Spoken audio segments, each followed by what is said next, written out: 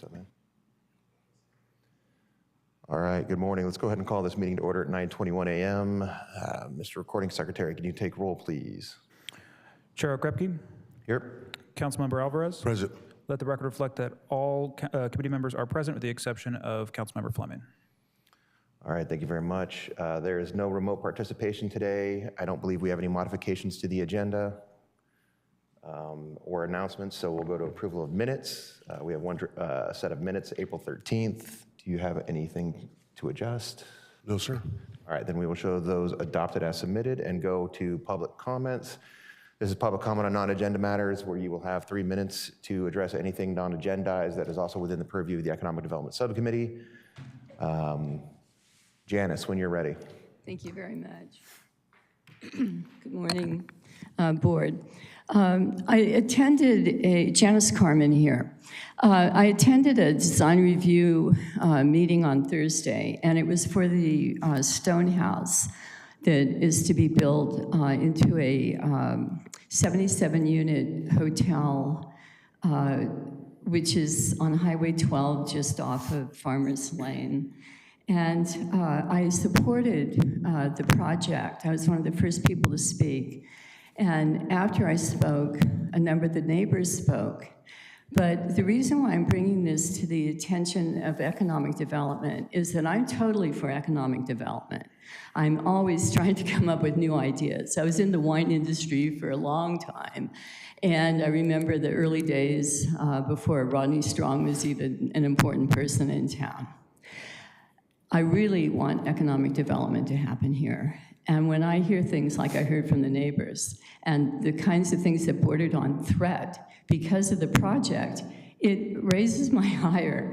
And I'm talking to the economic development people. I'm going to be talking a lot about this in the future. I want to be sure that there's an ordinance made that says that when you do a project, that the transparency of the project includes the fact that it's not going to be for some other use once it's built, and that there be a time limit, like say 20 years, that this will have to be a hotel and will be part of the hospitality and the economic development of our city. And what concerns me is I was at a meeting earlier in the year that was for the addiction center that had gone into the small neighborhood strip mall. And this whole area was full. And there were people with T-shirts on. Dr. Cheng, the former president of the Santa Rosa JC, had actually organized it.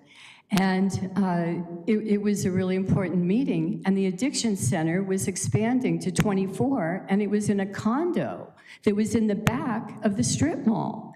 So I oppose this kind of considerations by the city when they alter where the project is going. So let's keep things what they should be for hospitality and the direction of Santa Rosa and the county. Thank you. Thank you. Is there anybody else that would like to comment on non-agenda matters? Seeing none, we will close that item and move on to matters held in committee. I do not believe we have any, so we will move on to item 8, new business. We'll start with item 8.1, the presentation from staff on AI exposure and workforce trends. Thank you, Chair. Scott Adair, Chief Economic Development Officer for the City of Santa Rosa. Item 8.1 is a presentation from staff on AI exposure, that's artificial intelligence exposure in the workplace, and how that impacts Santa Rosa's workforce trends and what potential long-term ramifications could be to our labor pool in the future. This is an item that came out of discussion that was had in Economic Development Subcommittee previously. It's something that it's at the top of people's minds, how AI is impacting the workforce. We also have in follow-up to that a presentation from Dr. Robert Eiler, who will be reporting on some statistics which are also related to the labor force in Santa Rosa, and we'll be reviewing other labor and workforce key performance indicators.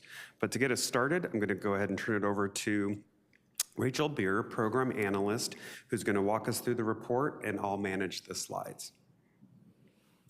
Great. Thank you, Scott, and good morning, committee and council members.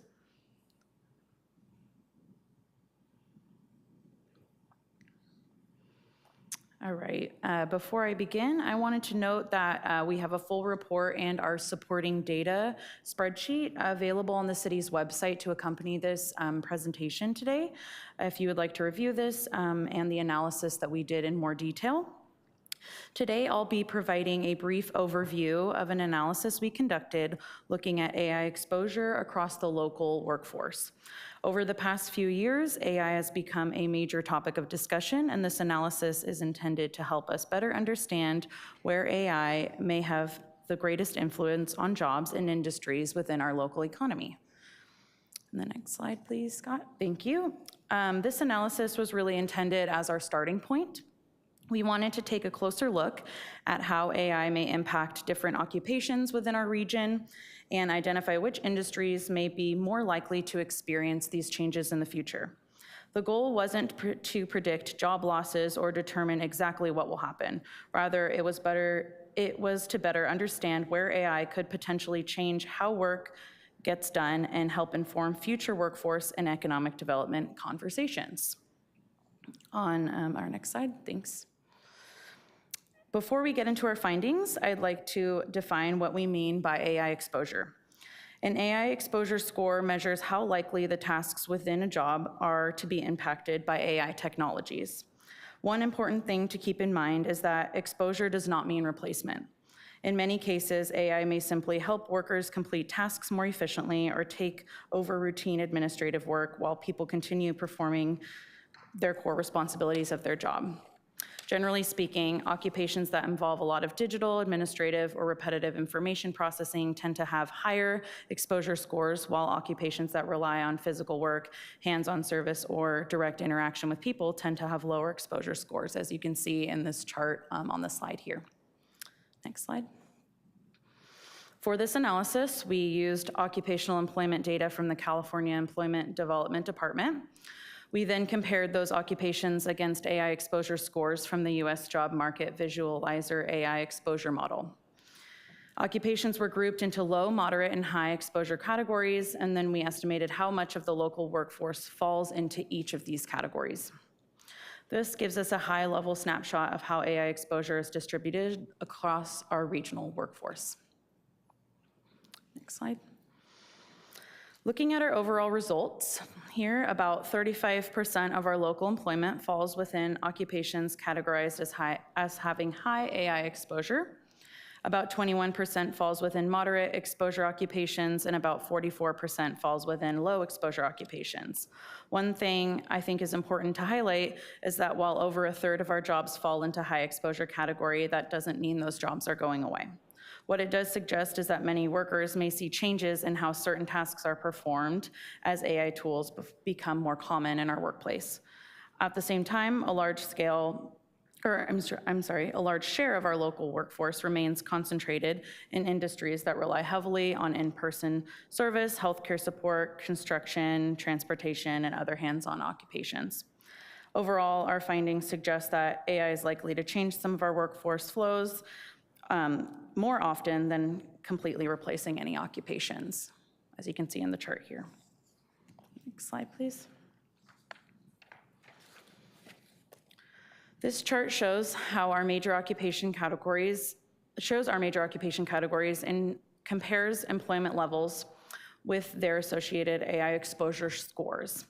What stands out the most is some of our larger office, administrative, management, and sales-related occupations tend to have higher exposure levels because many of their tasks involve information processing, documentation, and digital workflows. On the other hand, industries such as food service, healthcare support, transportation, construction, and maintenance tend to have lower exposure levels because of they require physical work, direct interaction, and on-site decision-making. This chart illustrates that while AI may affect many occupations, exposure varies significantly depending on the nature of the work. And this also is for our local workforce here in the county. This chart highlights some of the largest occupations that fall in the high exposure category. Cashiers and retail salespersons are the largest occupations shown here, each employing just over 5,000 workers locally. Other large occupations include general and operations managers and office clerks. Many of these jobs involve administrative tasks, record keeping, scheduling, inventory management, documentation, and transactional work, which are all areas where AI tools are becoming increasingly common. However, these occupations still rely heavily on human decision-making, customer service management, and oversight. Next slide, please. The moderate exposure category is interesting because these occupations may be among the most likely to see AI used as more of a support tool. Registered nurses represent the largest occupation in this group, followed by teachers, teaching assistants, social workers, and licensed vocational nurses. In these occupations, AI may help with things like documentation, scheduling, reporting, or administrative work, but the core responsibilities still depend very heavily on professional experience, judgment, and human interaction. This is one of the reasons why many experts believe AI will often augment jobs rather than replace them. This chart highlights occupations that currently show lower levels of AI exposure.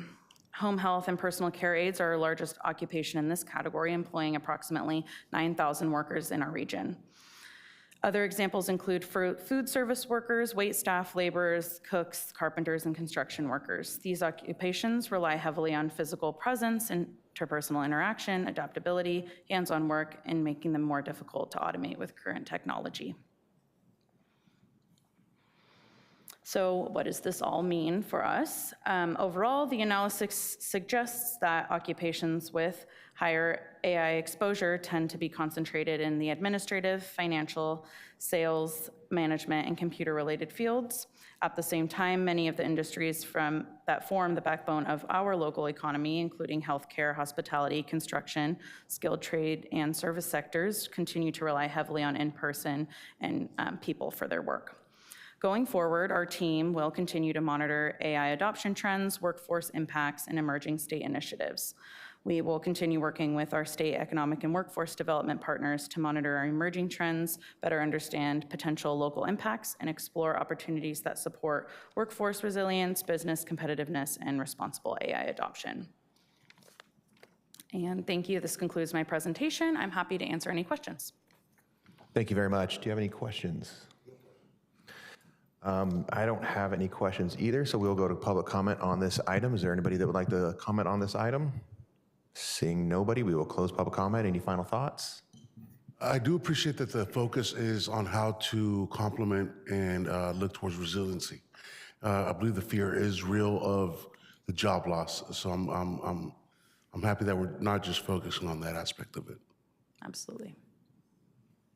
Yeah, I'd have to agree that the more I hear about AI adoption in certain industries, it's less about replacing jobs that are filled, but preventing the growth of, preventing the need to hire more people beyond what you can afford.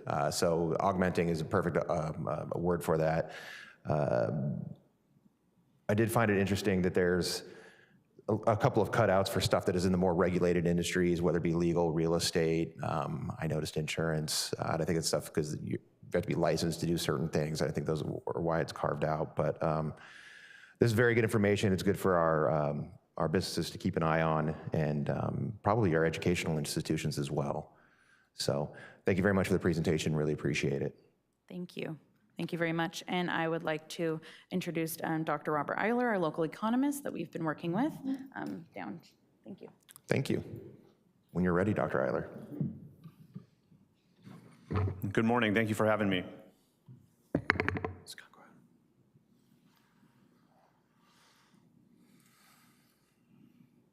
So I was asked today to provide some background on some of the development of the dashboard elements that we're looking at for the city. I'm also going to talk with some specificity about some tourism data and trying to wrap up where we may be going this summer and beyond. So we're going to start with the labor market. At the city level, you need to think about the labor market in kind of two chunks. The chunk we're going to look at in the graph is going to be residents of Santa Rosa. That blue line represents the labor force, or folks that are either looking for work, working for themselves, or working for somebody else. And the next line is going to be the chunk that's employed from that blue line. And so the distance between those two lines is the unemployed in Santa Rosa, and the ratio of that distance to the blue line is the unemployment rate. When you hear that what the unemployment rate is in Santa Rosa, it's that ratio.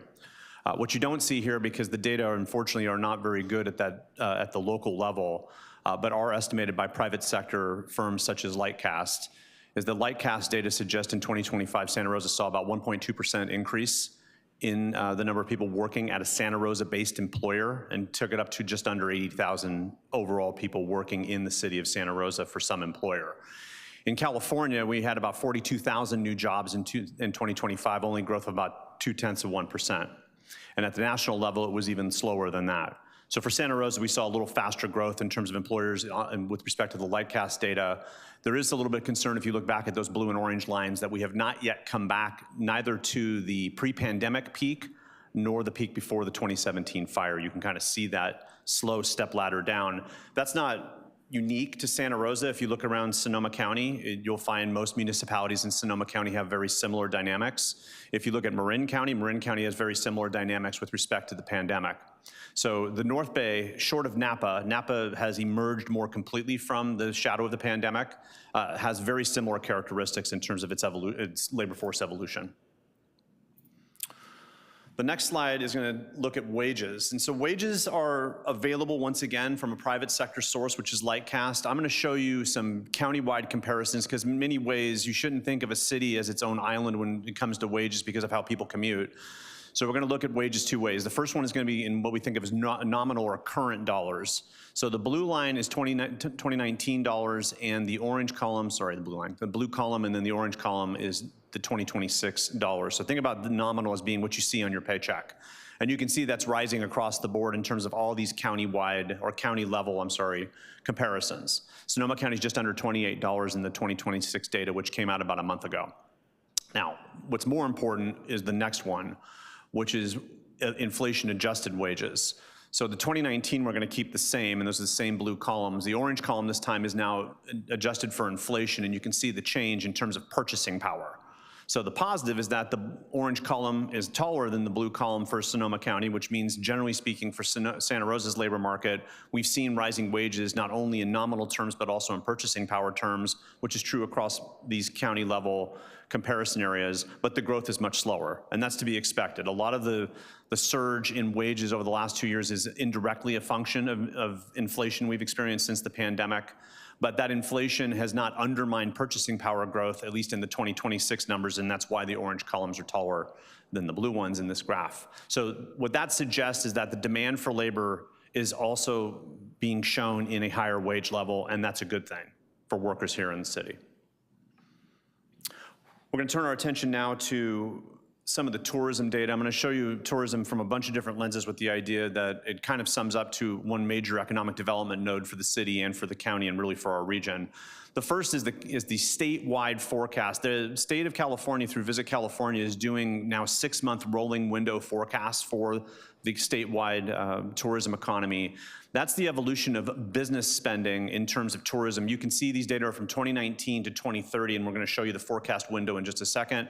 You can see the hard dip in 2020. You can see the slow reclamation of the loss moving toward 25, and then you can see it growing after that. The bigger part is leisure tourism, which is the next stop. And these orange columns suggest that we saw a much faster ascension from the pandemic shock in terms of leisure spending, and that the growth actually through 2030, which the next click will show you the forecast window, which is 2026 through 2030, is showing pretty decent growth. Now, why that's important, at least for Sonoma County and then ultimately for Santa Rosa, will be more apparent, at least in the data, in just a second. But one caveat with these data is that they're not inflation adjusted. So the way the forecast is shown is really in nominal dollars, and we have to take that into consideration. If we're going into let's say, another period of sort of off-trend inflation upward, we have to think about that spending as maybe somewhat driven by inflation in terms of the total dollars spent. It's good that we're seeing an increase in spending, but how much of that is really a function of higher prices vis-a-vis what people are willing to spend is going to be an open question going toward the end of the decade. So what that then takes us to is looking at how some comparisons. So once again, it's very hard to find data at the city level. So it's good though to think about the county as a broader tourism market potentially driven by what happens in Santa Rosa, or where Santa Rosa has to think about the effect on the city as a result of countywide tourism. That's the evolution of total spending by visitors in Sonoma County as reported by Visit California for all the counties in California through a consultancy called Dean Runyon Associates. This is usually the go-to data in terms of the 58 county comparisons in California. That's orange line is Napa. So let's just stop there for a minute and notice two things. One, you can see the slow walk up to 2019, the sharp cut in the pandemic era, sort of the slow reclamation of the losses once again, but that looking at visitor spending where we were right before the pandemic, we've gone and now we're expanding above and beyond that in both Sonoma and Napa counties. Why that's important is the next click, which is San Francisco.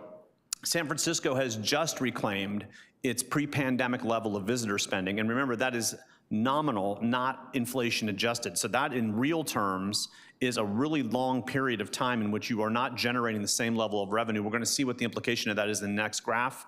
And then that's California.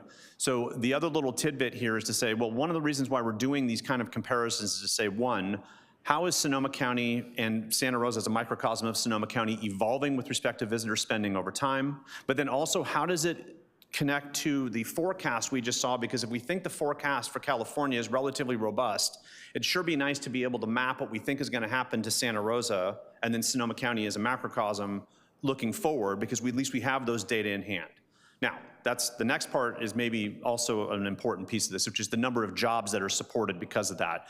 That's Sonoma. So you can see it was relatively flat, which is kind of intriguing in the data that it remained that flat. But then we see the sharp cut, the reclamation, and we actually have more people working in tourism-related jobs, according to Dean Runyon, as of 2025 than we had in 2019. Napa has grown a little faster. I suggested that earlier. San Francisco, however, has not come back.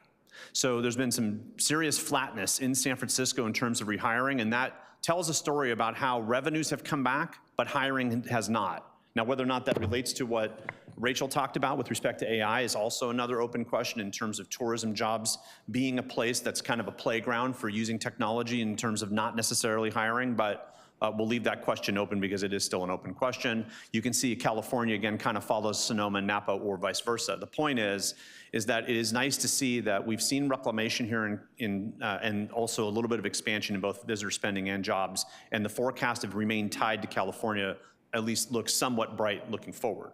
Now, you can see this we're gonna see this in two ways that are sort of the classic metrics. So now we get to see some data that are Santa Rosa specific. These data are 12-month moving averages after the beginning of 2021 from July 2020 forward using CoStar/Smith Travel Research data on what's known as occupancy rate, or the percentage of available rooms that are actually occupied. The April 2026 data are 62% for Santa Rosa. That at least takes it out of what you see as Sonoma County. You can see Sonoma County and Santa Rosa, the orange and black lines respectively, follow each other very closely because Santa Rosa is a large portion of the Sonoma County tourism market. You can see Napa County, at least since 2022, has sort of traveled at an altitude slightly larger than Sonoma County. That's not shocking, at least of what you've seen in Napa. And San Francisco's occupancy rate has really taken off over the last 12 or 13 months. However, what's more important is the next stop in terms of the revenue generated, and that is when we look at revenue per available room. Now, why RevPAR is important is because we think about that not only as what the hotelier keeps from people staying over, but it also is the genesis of transient occupancy tax rates or revenues. There's Santa Rosa, relatively flat in terms of that revenue, and we think about RevPAR as being the product of occupancy rate and what hoteliers are offering rooms at on average, or the average daily rate. You can see that is creeping up on the far right-hand side, so that's good. And the reason we're using a 12-month moving average is twofold. One is if I showed you this in regular data, it would zigzag all over the place because of the seasonality of the data. And the second is this is much more trying to peel out the trend. So the fact that we're seeing a little bit of a curl up for Santa Rosa and Sonoma County suggests that the trend at least is starting to move up again.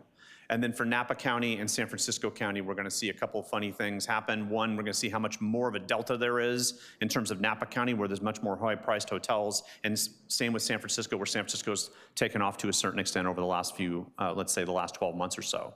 But the bottom line is we are seeing that trend kick up a little bit. Sonoma County generally is a lower priced hotel market than both San Francisco and Napa, but we're looking at trend in some of these data just to kind of give us a sense of where we're headed. Just briefly, we're going to think about what's been happening in the wine industry. So one of the questions I get a lot, I've been working with the city of Napa also, is how much will the shifts in the wine industry affect tourism outcomes? So we're going to look at this real quick on two ways. One is going to be tons harvested according to the state of California. And these data are annual from 2017 to 2025 for both Napa and Sonoma counties. Some of the folks I talk to in terms of, let's say, supply chain folks beyond the vineyard, which includes wineries, distributors, and retailers, suggest that we've in fact been in a downturn in the wine industry really since before the pandemic, and these data kind of suggest that in trend. The next click should show the arrow. Oh, I'm sorry. So those are the tons on the left-hand side, Sonoma and Napa. Then we're going to talk about price per ton. On the right-hand side, you can see both of those are starting to curl down, a suggestion that our vineyards are getting a little bit less revenue per ton over the last couple of years. But the arrow you're going to see in the next click is kind of suggestive of that downturn, thinking about the number of tons. And we think of tons that then lead to crushed juice, which then lead to cased wine, which then lead to what is saleable. We're starting to see that slide down, which means that once inventories are out of the wine industry, we might see a little bit more contraction in that industry. And the big question is the following, is that how much will any continued contraction in the wine industry affect the way that tourism flows into the North Bay, specifically Sonoma County and Santa Rosa?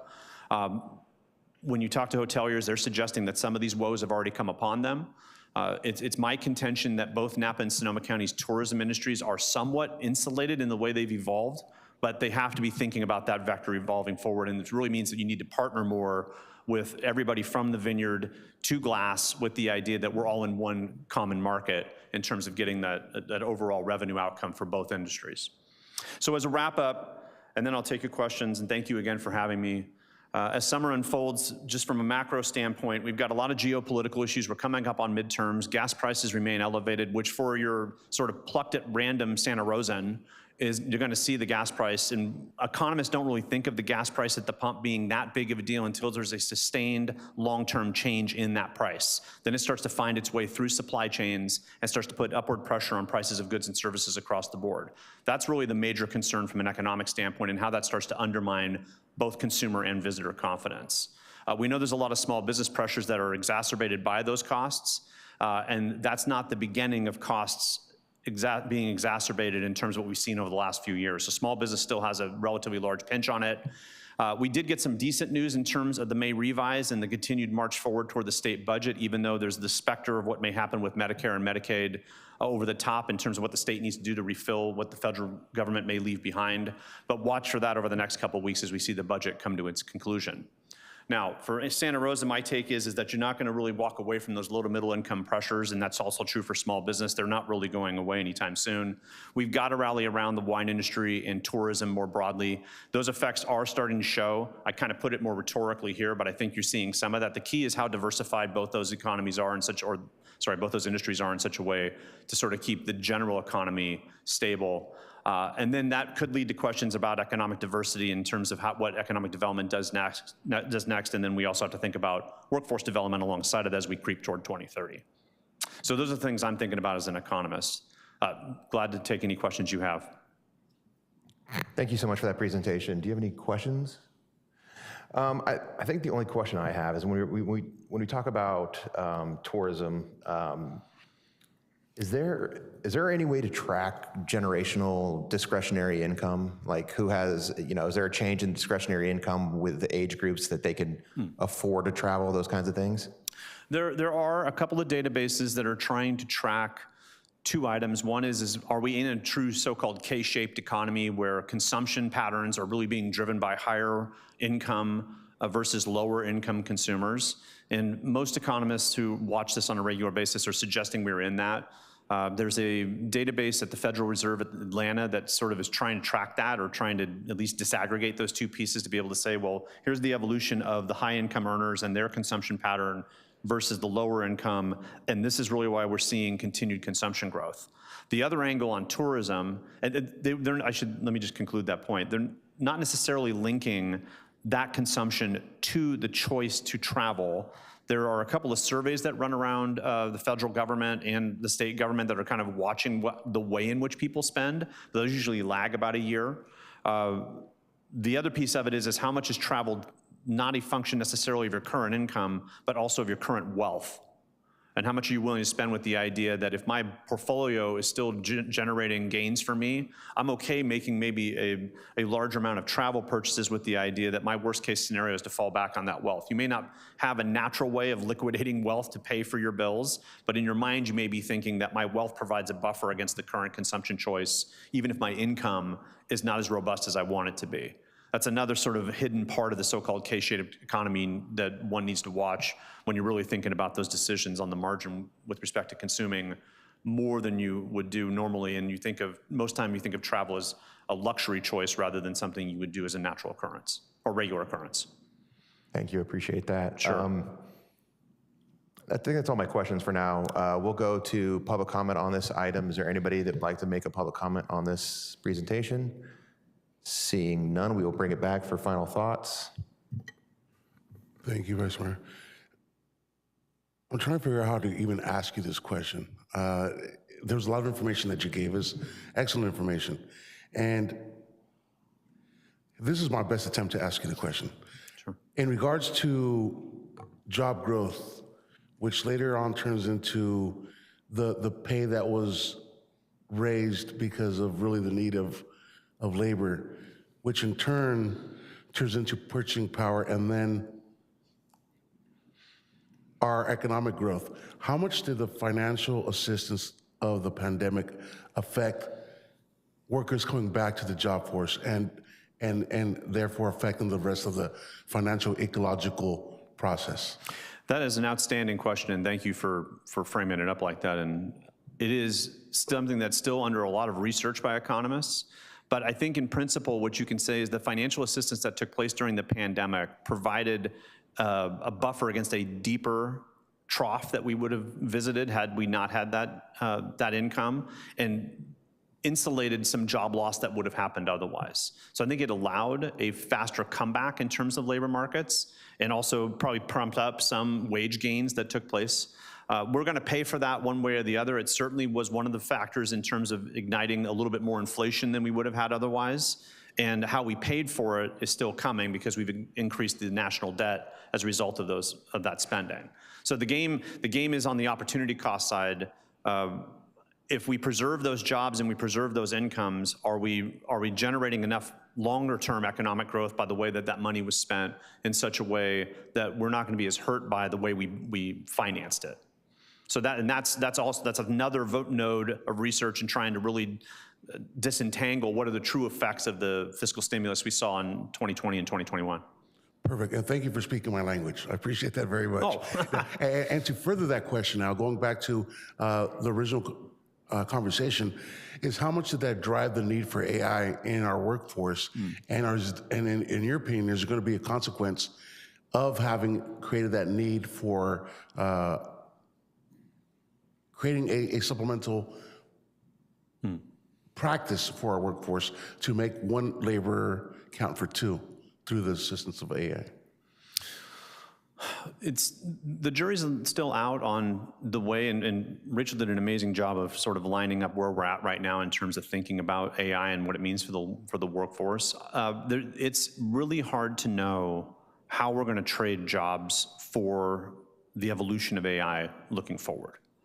So it's really hard to answer that question with precision right now. But since I'm here, I'll say this, at least my whatever expert opinion I can provide is that we have to assume that the return on that capital is driven by the number of jobs that it can displace to make more efficiencies take place. In the short term, it looks like it's going to be more of a complementary asset to labor. We have to assume that over time it's going to want to replace labor. It's just a matter of how much and in what industries. And if you look at economic history, technology always has that. The beauty of it is we've had some other technological advance that's allowed people to migrate over to other things, i.e. from being farmers to providing services. If you look at the way that economies have evolved, it generally moves that direction, agriculture, manufacturing, services, because technological advance moves that direction and the other two are using technological replacement to be more efficient in terms of the way they generate income. And thank you for stating this such. After all, one of the greatest costs to any job or business is the labor cost. And I know that seeing that we're seeing a decrease in revenues as a whole, I definitely see the focus being that. But again, that goes back to the original statement of thinking of how to complement our labor force opposed to replacing them and what that process looks like. Yeah, I'll just follow up by saying thank you so much for this presentation. It's very interesting to me to see the uncertainty of how things are going to play out. For some reason in my mind, I kept going back to the movie The Graduate, and they said, "Oh, the future is plastics," and it used to be a very simple, like, "Oh, is it this crop? Is it this industry? Is it this? Is it that?" And then now we're expanding into so many things where, like, if you talk about AI, it's like, "Oh, the future could be in AI," and then you have a naysayer saying, "Well, the AI industry is built on a house of cards and could tumble at any moment," and all of these things, and so.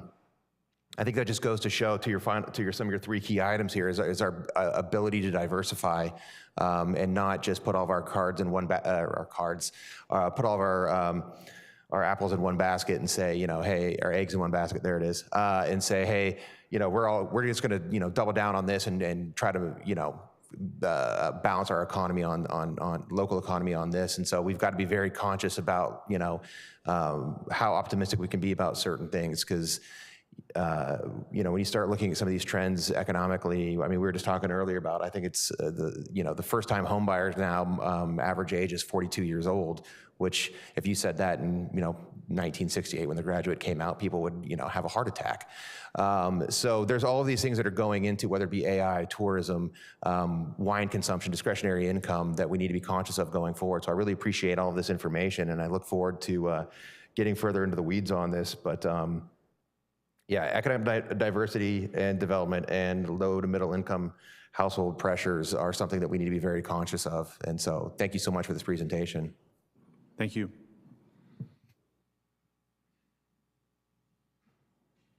All right, with that, we are going to move on to item 9, our partner reports. And the first one is the Santa Rosa Metro Chamber of Commerce. Talk about the Welcome Center options.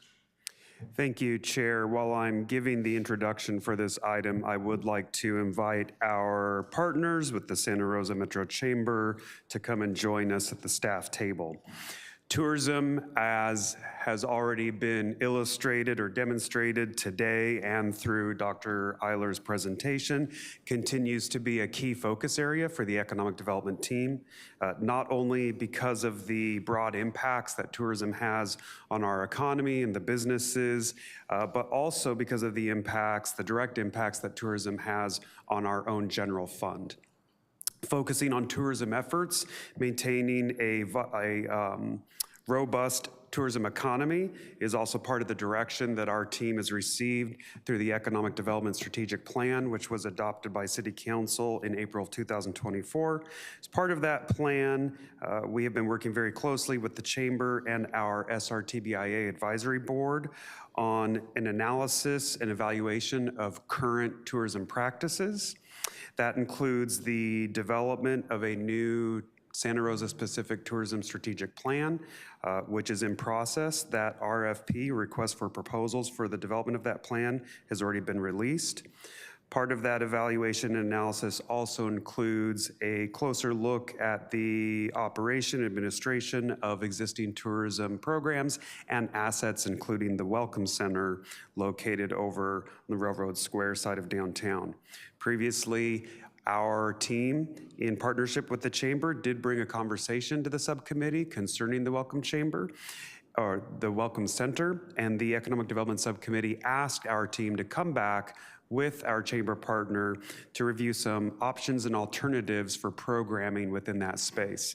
So here today, I'm pleased to introduce our Chamber partners, and I will turn it over to Ananda Sweet, CEO, President of the Santa Rosa Metro Chamber, as she walks us through a presentation, and I will handle the slides. Great, thank you very much. Good morning, Chair Okrepke, Councilmember Alvarez. Pleasure to be here with you. Thank you for talking with us about this item. So when we were here last meeting, we shared that the chamber had spent the last year in a deep analysis of the entire Visit Santa Rosa bucket of work. Right? We shared impact that we were able to measure in group sales, marketing promotions, public relations, and event support attraction, and the California Welcome Center. We also spent that year really doing a deep dive into opportunities to modernize, to take advantage of changing technology opportunities, and really implementing those while adapting to changing visitor habits and how visitors today experience a destination and learn about a destination. We shared that the Welcome Center was the piece that we did everything that we could to maximize the return on that investment, to find ways to operate more efficiently, but it was the piece that we just couldn't prove the same return on investment, particularly using the measurement that we used for everything else that we do, which was a foundation of increasing overnight stays in Santa Rosa. Next slide, please. So I won't recap everything that we shared, but a few key data points that I think resonated with this committee were the annual operating costs of $316,000 a year, that 75% of the visitors entering the Welcome Center live within 10 miles of the Welcome Center, and that only 7% live more than 100 miles away. Again, overarchingly, it's, I think, the idea that the current model is just producing less tourism impact than it once did. Next slide, please. As I said, we've already taken steps to reduce costs to every degree possible. These changes slightly improve the budget picture, but still don't produce the return on investment, particularly compared to our other destination marketing efforts. And they don't solve the other underlying question on whether this model remains the best use of the facility or those BIA dollars. Next slide, please. So welcome centers, as I alluded to, right, and just changing visitor habits, were originally created for a different travel environment. Visitors once relied on physical locations like welcome centers for maps and lodging referrals and trip planning, and as we know, you can do all that with the device that's in your pocket or on your home computer. Most travel planning occurs before arrival. Visit Santa Rosa has successfully adapted to that changing visitor behavior through our marketing, through our digital engagement, and trip planning tools. So the question then remains with the Welcome Center, how the physical facility should evolve as well. Next slide, please. One piece of this challenge that we've been analyzing is our California Welcome Center designation. There are advantages to being a California Welcome Center. You have statewide branding. We are the only California designated Welcome Center in Sonoma County. You have a little bit of freeway signage opportunity. So there are some opportunities that come through Visit California. At the same time, it does come with significant operational requirements. You're required with that designation to be open 7 days a week, 9 a.m. to 5 p.m. You're only allowed to close 4 holidays per year. You need to provide parking and Wi-Fi. There's a whole list of things. Really, the 7 day a week, 9 to 5 restriction is the biggest lift with that designation. Next slide, please. Oh, public restrooms is another one that Janelle is going, and restrooms. I think one piece of that is that, we talked about some of the constraints of the space in that current use, and I want to highlight that the building isn't necessarily the problem, right? The building is a fantastic site. It has the potential, I think, to be a great tourism asset for Santa Rosa. It sits in Railroad Square, as you know. It's a gateway to our downtown. It sits right adjacent to SMART. We know that SMART drives retail traffic to Railroad Square, so I think there's a shown opportunity there. It has visibility, it's a historic building, and again, existing visitor traffic. So the question we've been asking is, how do we maximize that value? Next slide, please. And again, we do know that we already influence visitor decisions before arrival through our marketing campaigns, through our website, through trip planning resources, through events and group sales. The next opportunity really is visitor conversion. So how do we take the people who are already arriving to us in Santa Rosa with all the information, or thinking at least that they have all the information they possibly need? How do we convert those that are here maybe as daytime visitors to overnight stays, or those who are here in Sonoma County to come and stay longer or also stay in Santa Rosa if they didn't initially have that, particularly when it comes to thinking of Santa Rosa as a potential wine experience opportunity. How do we use that space to increase restaurant visits, retail purchases, and downtown activity? And with the example that I'm about to show you, of visitors who might not think of Santa Rosa as part of their Sonoma County wine country experience. So next slide, please. So I'll share first, before I go into this, that after leaving our last meeting with you and your interest in the exploration of a potential partnership model, right, a better use of the space, minimizing the use of those BIA dollars to use them only for the portions that are really appropriate for that fund, we started exploring potential partnership, and we've been talking to Sonoma County wine growers. So I'll share that they actually put together the next 4 slides, which I think shows their investment in this kind of opportunity, right? That we've been having some really great conversations around what transforming this could look like. And we've really been talking about this overarchingly as an opportunity to frame Santa Rosa as gateway to the wine country. I don't think that when visitors think about coming to wine country, that they naturally think Santa Rosa. And if you think of Santa Rosa as an amazing central starting point in a building like this, right, to experience what wine country is, generate overnight stays in Santa Rosa through a wine opportunity in the Welcome Center. Converting the current Welcome Center to a wine Welcome Center, I think, is a tremendous opportunity. So you'll see we talk about it as an opportunity for local business connections. Workforce training could be a huge opportunity, right? Supporting those restaurants in River Square and downtown in Santa Rosa as an opportunity for training in the wine that they sell, I think is a tremendous opportunity there. And really making that connection, right? I didn't know that Dr. Eiler was gonna say one thing we need to focus on in the wine industry impact is better connection, but this speaks to so much of that, right? It's taking wine growers, it's taking wineries, it's taking restaurants that serve that wine, it's taking the tourism market, it's taking the local economy, and connecting them all in one potential center. So this opportunity, I think specifically really represents what Dr. Eiler touched on there. Next slide, please. So again, Santa Rosa, I think, is uniquely positioned as gateway to Sonoma County wine country. We already serve as an information hub in that space. The opportunity to create it as a first stop that encourages deeper exploration is huge, and to generate more visitor spending before visitors disperse throughout the county if they are going to explore the rest of the county, but encouraging overnight stays right here in Santa Rosa. Santa Rosa absolutely should capture more value to being that gateway to the rest of Sonoma County. Next slide. So this does shift the model, that I talked about. We need to really explore what the model Welcome Center used to be to what they could be and the way visitors experience the destination today. So it really shifts the model from information distribution to experience creation. Visitors can taste wine, learn about wine, and still build their itineraries. We would still have the concierge service that the Welcome Center currently has. It would just be a different model.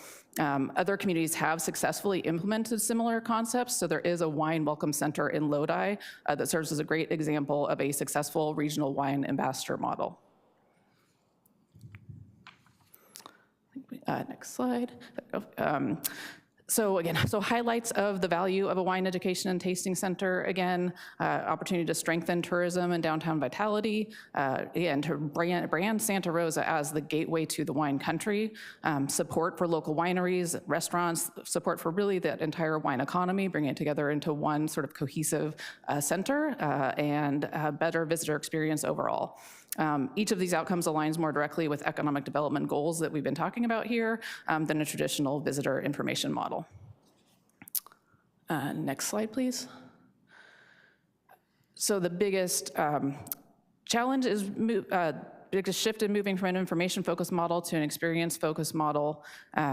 So the concierge services would remain, as I said. So if someone comes into the Welcome Center, they have the opportunity to learn about wine, they'd have the opportunity to taste or purchase wine, to understand how they can connect to that wine throughout River Square, Santa Rosa, the rest of Sonoma County, and our concierge service would remain. So you would still be able to find out about, we would encourage you, maybe you're here and you, again, because you've pre-planned your trip, maybe you are staying somewhere else in Sonoma County, you've come to the Wine Welcome Center, we will still have all the information there about local Santa Rosa, amazing hotels that serve your need depending on who you are and what your travel plans are. Our visitor planning support, itinerary planning would still remain. What would change would be the emphasis on conversion and engagement. Next slide.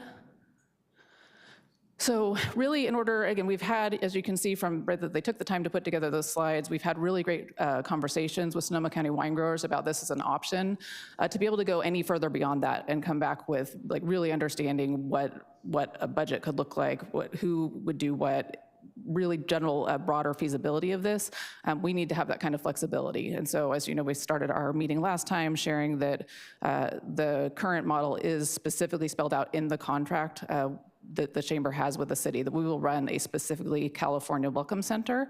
And so there are some specifics around how, and general specifics around that, how it would be run, that would not allow us to have some kind of partnership model like we're talking about today. So the main thing that we would recommend is your support in those discussions around contract amendments that would allow us to do that necessary evaluation to be able to bring a real detailed model like this to you.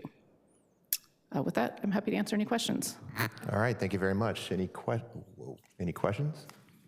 One question. Who brought the conversation to the wineries, or the wineries bring the conversation of their interest to you? Have they ever, I guess my question is, have they ever mentioned their interest of doing something with Welcome Center before? It just so happened that as we were exploring right, a partnership opportunity, and we mentioned wine as one of them. And we've been in, just generally as the chamber, and specifically in our destination marketing work, wanting to be engaged as you are with, changing wine market and the effects on our economy and how we could support. In those conversations with Sonoma County wine growers, it turned out that they were analyzing opportunities to do just this in a space. Awesome. And so it was just sort of this perfect synergy, that they had been offered space at the fairgrounds, they'd been exploring potentially something with a hotelier, but this really brings it to, really, I think, meeting those goals, exactly. The gateway. In a way that really, again, the gateway to wine country. Let's just make that the motto. I'd love to hear that, thank you. Yeah. My only question so far is, while I do like this idea and I would love to bring it forward to the rest of council, my one question right now would be, has there been any thought given to, has there been any thought or any conversations that have been had with the existing tasting rooms, wine bars in Railroad Square? I know we have a new one coming in on 5th Street in downtown, to make sure that there's no cannibalization of business for local businesses? Not yet, although with the exception of the new one that you mentioned, it doesn't really exist in that way, right? That you can taste multiple, as far as a tasting room where you can taste the wines of Sonoma County, right? We have a specific tasting room that sells their brand, but we don't have a model like this that would, right, open up, again, sort of this gateway to wine country concept. But we're happy to include those kinds of impact conversations before coming back to you. Yeah, I mean, when you bring this, because I would recommend bringing this forward to the full council as an idea to transition away from the California Welcome Center concept that we've discussed before is not really as an efficient use of our dollars at this point. But I would like to see, with those tasting rooms, some of the wine bars, some of the hotels have wine bars within their walls. So just to be, fully transparent and partnership, and just I don't want to make sure we do something that's really great here and then all of a sudden lose a couple storefronts because they're not traveling. I think if there's some way that we could, move them along, like, oh, by the way, there's also here, or not serve the same wines or something along those lines, that would be great. Okay. And for sure, just on that note, absolutely the hoteliers' view of this opportunity, we know that hoteliers support us transitioning the way that we spend those BIA dollars to things that really truly are generating overnight stays. And so just getting into, for sure, with that set of stakeholders, these specific concepts will be really critical. Again, I think the main key for us is that we just don't even have the flexibility to really have a meaningful conversation to bring enough data to what that would look like to those partners. Okay, thank you. With that, we'll go to public comment on this item. If you would like to speak on this item, you will have 3 minutes. Janice, you're first to the microphone. Go ahead. Thank you, Chair. Janice Carmen here. The wine is terrific to promote, but we need to remember that the wine's not being made in Santa Rosa. So the tasting rooms and all the other things, they're auxiliary to Santa Rosa. There may be some that like rent equipment or something, but most are making it somewhere else. They're growing it somewhere else. So I'm just stating that because there are huge wineries right now. About every 20 years, the business changes, and we're in a change, a big change. They're abandoning large properties right now, and this is a fact. This isn't just hearsay. Okay, I'd like to see Santa Rosa go for a bigger market, an international market. I'd like to see them go for tourists that come here and expect to be really catered to beyond the wine industry. The wine industry is, great, food and wine, it's excellent, but it's not the only thing we have to offer. We have a tremendous eco environment here, and preserving it is really important, and people that have heard me speak before know I'm big on that. The Schultz Ice Arena is a beautiful place. 10 years ago, I went to a 3-day competition. I thought I'd died and gone to heaven. It was so fantastic. All the people that came from so many places to be there. That was 11 years ago. The Schultz Museum is also, it's really become first rate. It's a great museum. Safari West is a beautiful, unusual family place to go, and we have it here. Other places don't have Safari West as a regular stop that you could go visit the animals and see them. Some you can pet.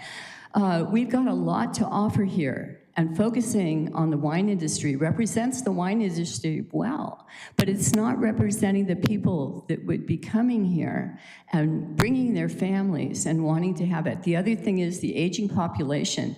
Many people are no longer drinking, and it's not like we have a lot of young people that are coming in with drinking, and there are new drinks that are coming in that are not wine, that are big on the market right now, and they're getting a lot of buzz. Thank you. Thank you. Go ahead. Hi, my name's AJ Trombetta. I represent a property owner in Railroad Square with a restaurant and bar business.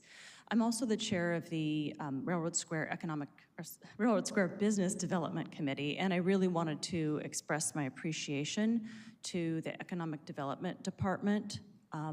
They've made some data available to us that's been enormously helpful and interesting, which we've been able to translate to our merchants. I just wanted to give some data to you. Railroad Square has 28% of the hotel rooms, not the RevPAR, just the physical rooms, of the major hotels in Santa Rosa.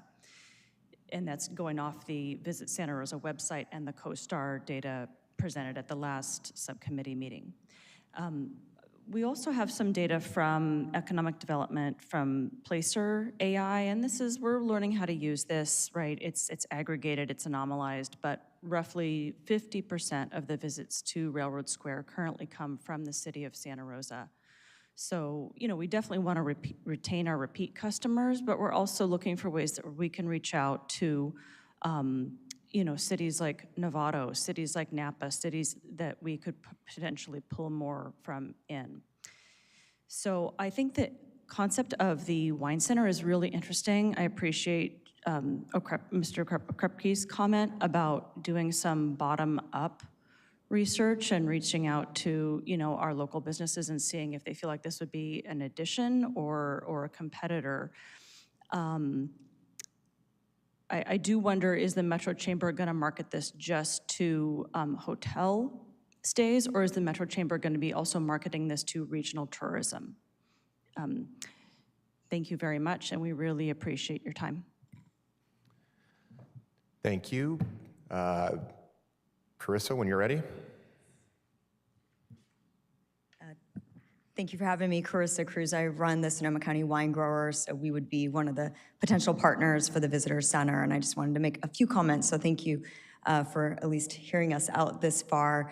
With Sonoma County Wine Growers, we represent all the growers, essentially wineries in Sonoma County, and our number one goal as we look at the challenges our community is having broadly as a county is really driving tourism to Sonoma County, period. And so we see having a wine/concierge/training education center as being a really vital and important piece that's actually been missing in Sonoma County, a destination where visitors can come first, learn about everything that Sonoma County has to offer, including museums and Safari West. We are holistically Sonoma County and holistically Santa Rosa. I had the benefit of sitting on the chamber board for about 6 years, and so I know how important the BIA dollars are to the city of Santa Rosa and Visit Santa Rosa. I think we just really love the opportunity to take what we spend about $1.5 million to $2 million of our budget every year to market our business, our wineries, and our growers. So to supplement what Santa Rosa is doing with some of our marketing dollars to create what I think is a very wonderful neutral place for everyone to start their entire immersion into the region would be a really great opportunity. And our goal would be to really focus on getting people in and creating really custom curated itineraries that allow them to experience the restaurants, that allow them to know what their hotel options are, to send them out into the community, bring them back home to spend the night in Santa Rosa. And so we, like I said, we've been looking for a partner. We've been following the Lodi model closely, which is being run by the Lodi Wine Grape Commission, essentially our partner organization in that wine region, and think this is just a great opportunity to work with the city, to work with the chamber, to create a really meaningful first stop when folks want to come, especially given the success of the SMART train and the recent success of the ballot measure that we saw last week. So I'm also here to answer any questions as this moves forward. Thank you. Thank you. Is there anybody else that would like to comment on this item? Seeing none, we will close public comment, come back for final thoughts. Great statement that was just made about the support of the ballot measure. It just shows you the potential that we have before us. And I love that you are taking this site, which is literally next to the SMART train, and exploring its full potential. And let us not limit ourselves to one crop. Let us not limit ourselves to one service, one amenity, one destination. You're absolutely right. We do have Safari. We do have the cannabis. We do have the craft beer. We do have so many other things that make us who we are in Sonoma County. So please explore all options. Wine is definitely our main attraction. We cannot ignore that. So let us support them as well. Yeah, I'd say that, again, I like this option. I think it should come back to the full council, which I think it has to, because it's going to be a alteration to the contract. So I agree that we need to focus on, what makes us a great place to visit. And that's, starting with wine, great, but there's so much more, as everyone else has said. And, I would love to, while there are not a lot of wineries in Santa Rosa that grow their grapes within the boundaries of Santa Rosa, there are plenty of wineries within the city of Santa Rosa that we could absolutely support in various ways.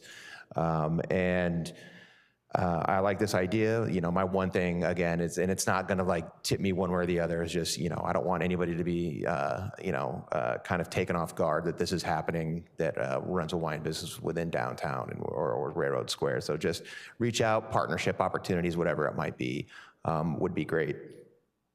And that can be anything as, I'm not going to suggest tourism to you guys. I'll leave it to you. But there's obviously ways that you could, encourage them to be visited as well. So, Director Osborne, is that all the information you need from us right now on this item? Yes, Chair, thank you. That is very helpful. Just a few points to clarify the next steps for the committee and members of the public. So really what we're working on, the team at this table has really recognized that the building is not achieving its best and highest use. So really what you're seeing here is some creativity with our partners at the Metro Chamber to come up with some concepts which we think can better serve the community and those that actually pay the BIA funds, which is the hoteliers. So really, as we go through this exploration, it's really two phases we're looking at. As Mr. Adair mentioned, that we're looking at a tourism strategic plan. We're doing that in collaboration with the chamber. That will be more of a overarching wholesale change of the contract is what we're assuming at this point. What we'll be moving forward to the council before that is a minor contract amendment to allow flexibility at the Welcome Center. We don't want this to be held up by that other process. We see the need to do something more immediate there to drive more activity. So we will bring that forward to the council here in the near future. We don't have a date certain at this point, but the team will work on that after the meeting. And we really appreciate the feedback on community engagement. We'll make sure sure we check those boxes before we bring that back. But just wanted to point out, it really is likely a two-step approach with minor changes for the Welcome Center, and then as we evolve our tourism strategic plan, we'll align the contract with that plan. All right, thank you very much. I appreciate that. If there's nothing else you need from us, I think we can close out this item. Thank you so much to the Chamber and Visit Santa Rosa for being here, as well as the wine growers for your support on this item. So with that, we will move to item 10, action items. I do not believe we have any. So then we will go to 11, department reports. Thank you, chairs. We say goodbye, and thank you to our Metro Chamber partners. I would like to invite up to the staff table Art and Culture Manager Meredith Knudsen and City Event Specialist Mackenzie Nilsson. Our team, the Economic Development Division, is responsible for the administration of special event permits. We administer and run the event permit process for the city, and there have been a number of conversations that have come up here in these chambers with this subcommittee and also at the council level, just concerning special event processes and best practices in general. We thought that now that we have the crack expert special event team and the bus is moving forward at full speed, it would be a great time and opportunity just to bring forward a general conversation overview of how the special event process works and lay that out for the subcommittee and for the general public. So with that, what I would like to do is go ahead and turn it over to Meredith and Mackenzie to walk us through a presentation on special event permit processes, and I will go ahead and handle the slides. Thank you. Great, thank you, Scott. Meredith Knudsen here, the Arts and Culture Manager. Today, we'll be presenting an overview, as Scott mentioned, of the special event permit process, what it takes to have an event in Courthouse Square, the current permit fees and actual costs, and as well as additional ways that we continue to support events here at the city. So a quick overview of the policy and fee history. The special event permit policy originated in 1979, and the last update was in 2017, which coincided with the Courthouse Square reunification. The Chamber assumed management of Courthouse Square permits in 2022 through 2025 with a blanket permit, and last July 2025, we reassumed that management here at the city. So we've now had almost a year of managing Courthouse Square with permits, which I think is a great timing to come to you with this update. In January, we hired Mackenzie Nelson, our first full-time arts and event specialist focusing on permits.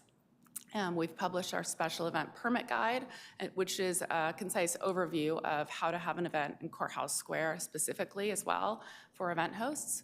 And we continue to make updates to the application process to streamline it for event hosts. So with that, I'm going to turn it over to Mackenzie Nelson. She's going to review with you what it looks like to have when you apply for a permit through the application process and permit fees. And then we'll go into some additional ways that we support these events. Thank you, Meredith, for the introduction. And moving into the data, every permit, even the simplest, moves through this multi-department review identified as our special event permit team. The staff actual shown later in this presentation will reflect this baseline minimum. In walking through the process flow, it starts with application, intake, where event hosts are submitting their application, then moving into the application review team, where even the simplest permits can require coordination across fire, police, transit, traffic, parking, and then moving into pre-event meetings where the majority of our permit team are attending, and permit issuance, and overall at the end, post-event inspection. Even the simplest permits require, intake deadlines range between 30 to 60 days, depending on whether a street closure is present. This timeline exists so the review team can review public safety concerns, staff schedules, and provide support to the event organizer on next steps. This also aids in allowing the event organizer time to coordinate their event logistics. Again, the staff cost actual shown on slides 4 and 5 are derived from this baseline level of involvement, which is the minimum staff time requirement to move a permit through the process. Larger or more complex events drive costs above these figures, not below them. Next slide, please. With that in mind, here's what the minimum staff involvement actually costs to deliver and what we're currently recovering through fees. In this slide, current fees versus actuals, We were able to identify that current fees recover roughly 15% of actual staff cost, and the city absorbs the other 85%. To put this in perspective, for every dollar collected in fees, the city spends roughly $7 in staff time delivering the permit. The largest gaps being special event permit and civic site permit, both recovering under 8% of cost. Next slide, please. Moving into our next slide, we identified staff cost actuals in each part of the permit process. Behind every permit fee is hours of coordinated staff time, and these figures represent staff hours involved in each part of the permit process. And we can see that the team review alone runs roughly $200 to $800 per permit in staff time at a minimum level. This breakdown shows where the 85% subsidy on slide 4 is actually going within service delivery. Next slide, please.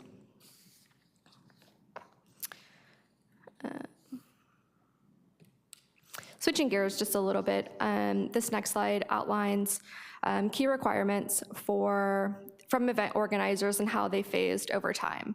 The city walks every event organizer through this timeline and offers coordinated support.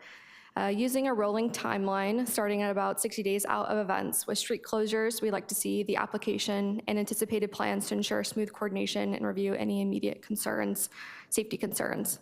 At 30 days out, event organizers should have basic event coordination outlined. Then 2 weeks prior, we like to see all details confirmed, vendors, permits, operational logistics, so the event can move forward safely. Overall, the timeline ensures each step builds towards a well-coordinated, safe, and successful event. Next slide, please. Thank you. With those additional requirements in mind, we also identified a range of costs that the event organizer might incur based on each and how the city provides additional support.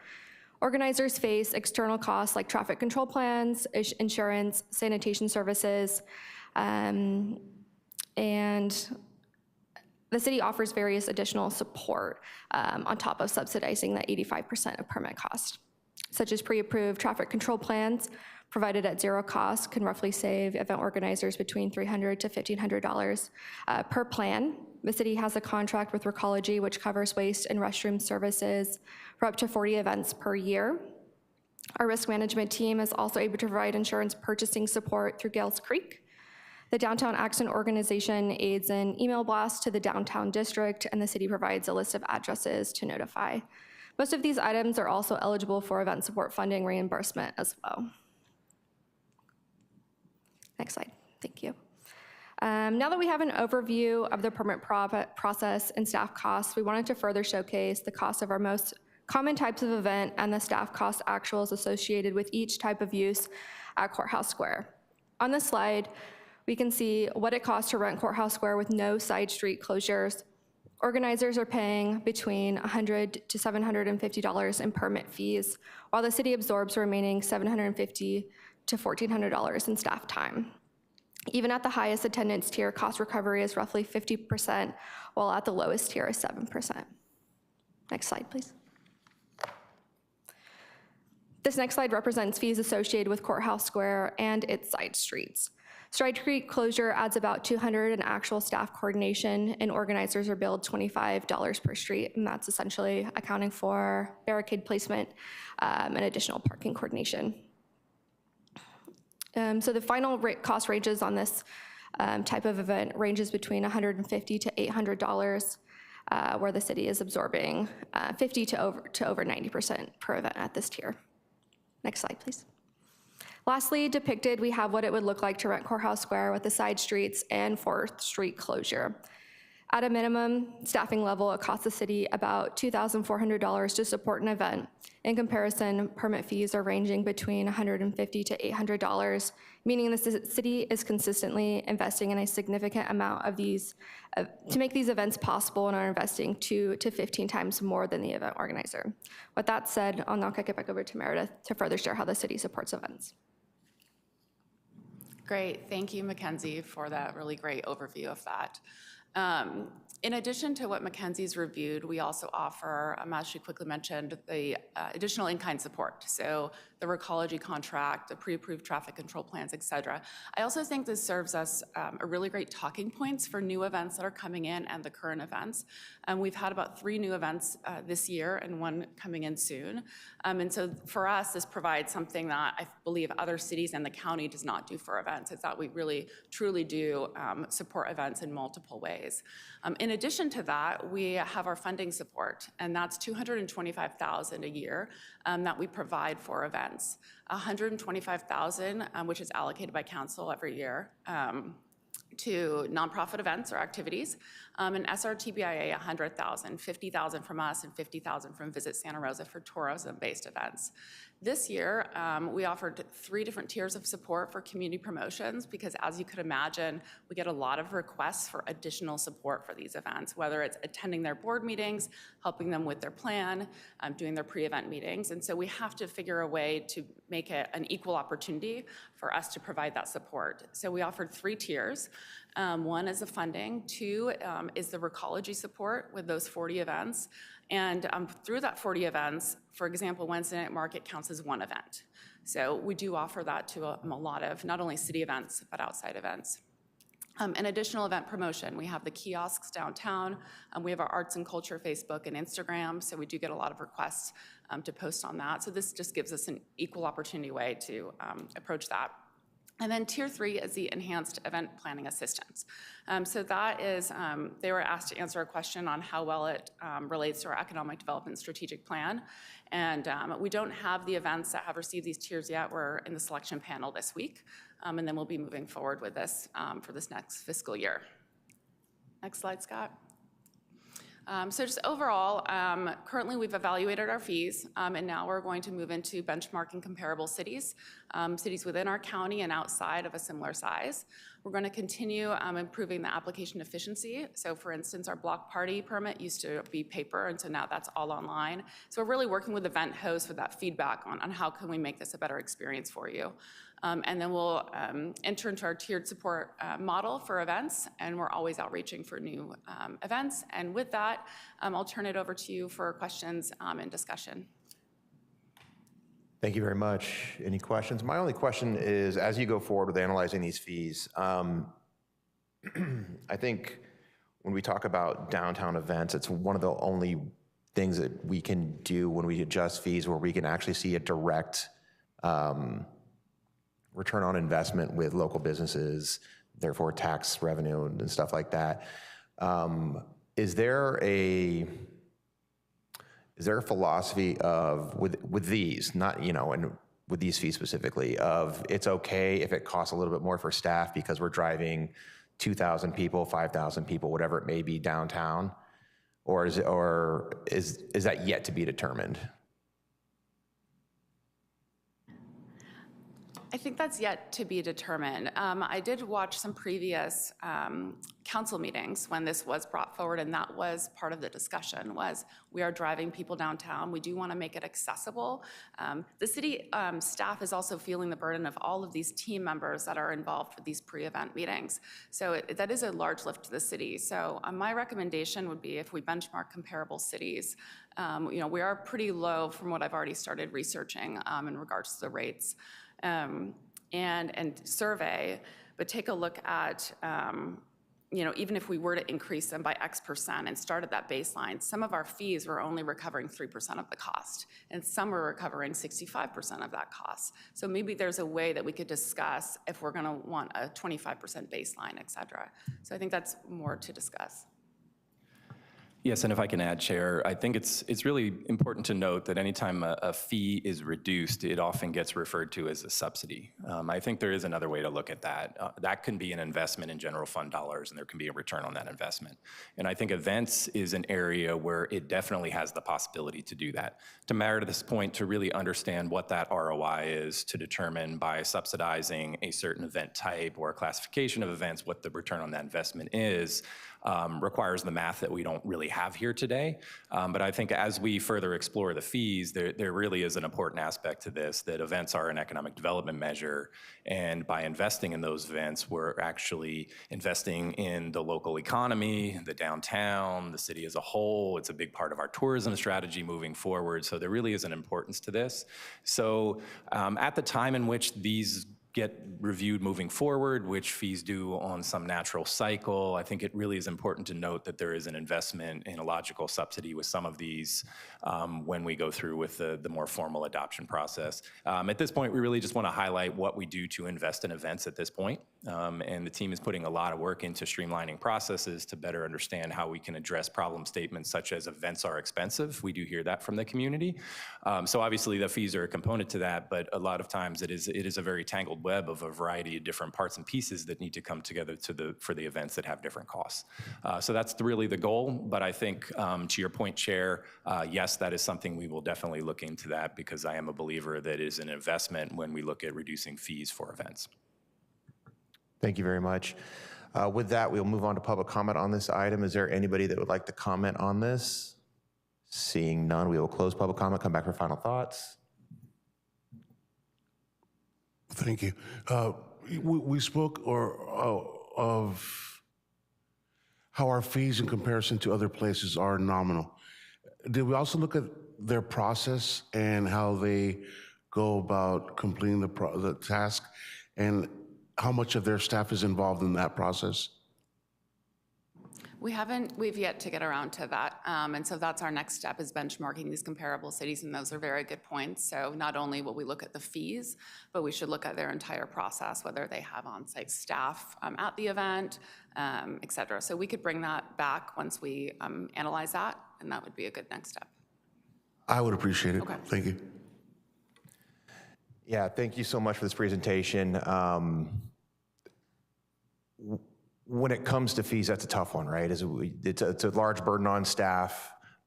There's also the investment within the economic development for, driving hundreds to thousands of people to downtown, specifically in this example. And then there's also the idea that a lot of these are events put on by nonprofits, and so they want to be as conscious of their costs as possible so that they can put more of that towards, more of those proceeds towards their specified charitable works. So I also think, there's also that, I think we're really good with smaller events. I think we're really good with the bigger events like a Pride or a marathon or something like that. Then you get into those middle events where they want to be very conscious of their costs because they don't have that infrastructure. But then we also have the requirements because of how many people are going to be there.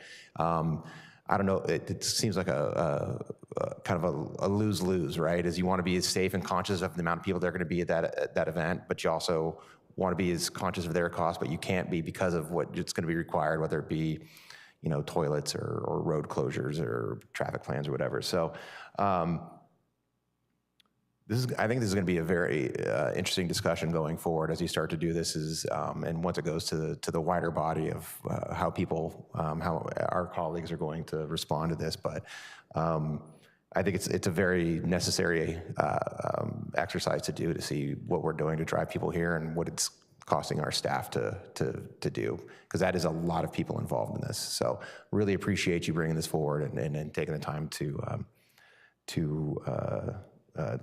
educate us. Is there any direction you need from us on this, or are we good to go? At this point, any feedback that the committee would like to provide on what they would want to see, really what I heard, and I do agree with the challenge, is the middle events, so large footprint, large cost, low budget. That's really where we struggle a little bit. So as we look at this, how do we incentivize certain events? How do we really support, equity across all event types is a critical piece. Really what the department's goal with this item is to highlight what happens with events. A lot of this is education to the community to keep the conversation going. And then we're happy to hear anything the committee's hearing from the community members on specific challenges events are having, because as we go through this exploration, the team's putting a lot of work to really modernize that process, to make it more efficient, to make it better, and to make it something we can actually market. so we can get more events to come in, because oftentimes process can be a barrier for events. So I think the feedback provided helps us move forward. That is enough for today.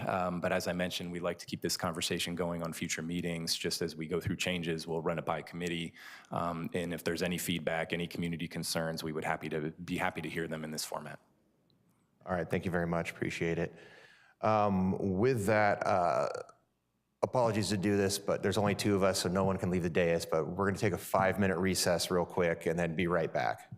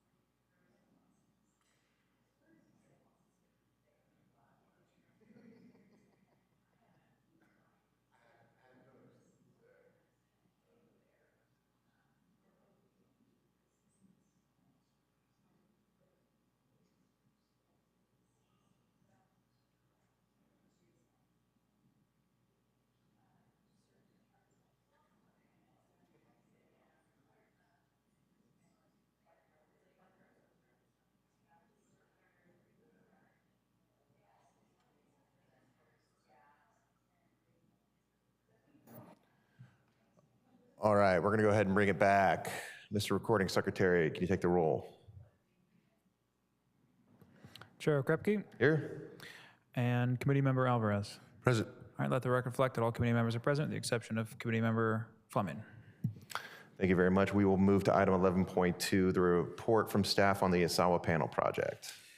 Thank you, Chair. Scott Adair, Chief Economic Development Officer for the City of Santa Rosa. I'm very excited to bring this item forward to the subcommittee for discussion. It's one of my favorite topics. We've been here numerous times and talked about the progress on the Ruth Asawa panels. Last report out, we talked about the staff inspection of the panels at the foundry and how that process and the casting and pouring of the panels was going with relations to the current timing and schedule for the future anticipated installation of those panels within the public. And today we have, again, our art and culture manager, Meredith Knudsen, to talk about current progress and next steps on the installation and display of those panels. Also going to touch briefly on some community input from business community and other partners in the community with regards to and concerning the display and best method of display for those panels.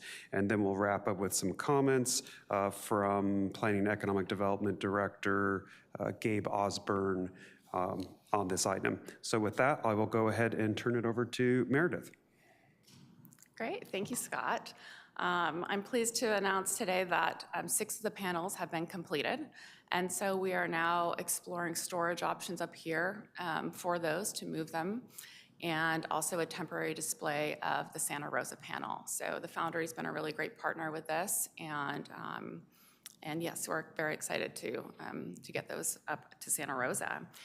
In addition to that, we received in March a letter of support from Asawa's family, who's also been a really great partner in this, that they are open and would like to explore other display options to make sure that this is a community centerpiece downtown for what their mother would like.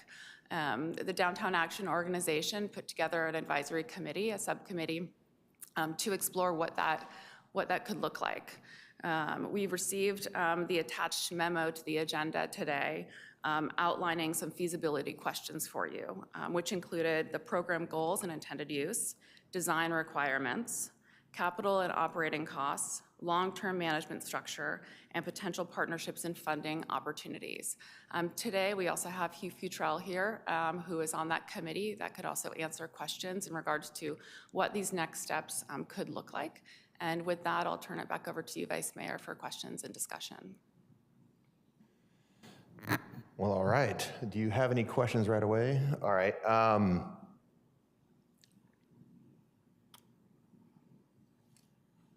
Can you just repeat, because I think it's important, right, that what the original proposal was when we unified the square, and then what the support from Asawa's family is today, because I think that's important context to have. So the original design was to be on a fountain, which was how they originated, right? So with the courthouse square design, it was to be on a fountain. Meeting with Rosa Asawa's family, we received a letter that they want to look at new approaches of displaying the artwork. In conversations with them, it was they wanted to ensure that the longevity of it, and they also recognize that times change of potential, issues with fountains, et cetera, and so that they're completely open to looking at new ideas for the display. Again, working with the family, anything that we'd be discussing would need to be approved through them. So there are partners along the way. Great, thank you so much. And to be clear, these are not the original panels, correct? Yes, so these are new that are poured in bronze. We do still have the originals that are in storage, and we're looking at the next step options for those as well. Thank you. Outside of the DAO, have you had any discussions? When we were talking about some of these, like the stage or anything like that's been proposed with some of the organizations that regularly use Courthouse Square, like the Wednesday Night Market or Pride, about this? I have. I've brought it forth to event hosts. I've brought it forth to the Prince Memorial Greenway Friends of meeting. And everyone actually seems very excited about the opportunity. Not only that does it save funding, so the cost to put a stage in is a couple $1,000s for each event. So providing that, and also just the opportunity for community. We have arts roundtables that are every quarter. We recently had one at Raises Collective, and one of the main points of conversation was having a space to perform, having a space to meet as a community and to dance. And so we are bringing this forth right now to different community members to see what their thoughts are on that. And I think event hosts would be very for having a stage in Courthouse Square.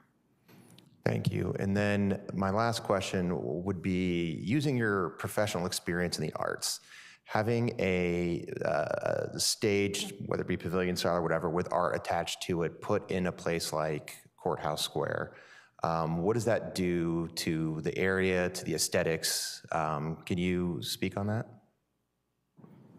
Yes, I think that would enliven the space and it would add a lot more opportunity. I could see the symphony playing out there during the day. I could see dance classes taking place. A lot of our conversations have been, when you go to another country and you walk around downtown and you see activity and life happening. And that's vacant during the day in Courthouse Square a lot.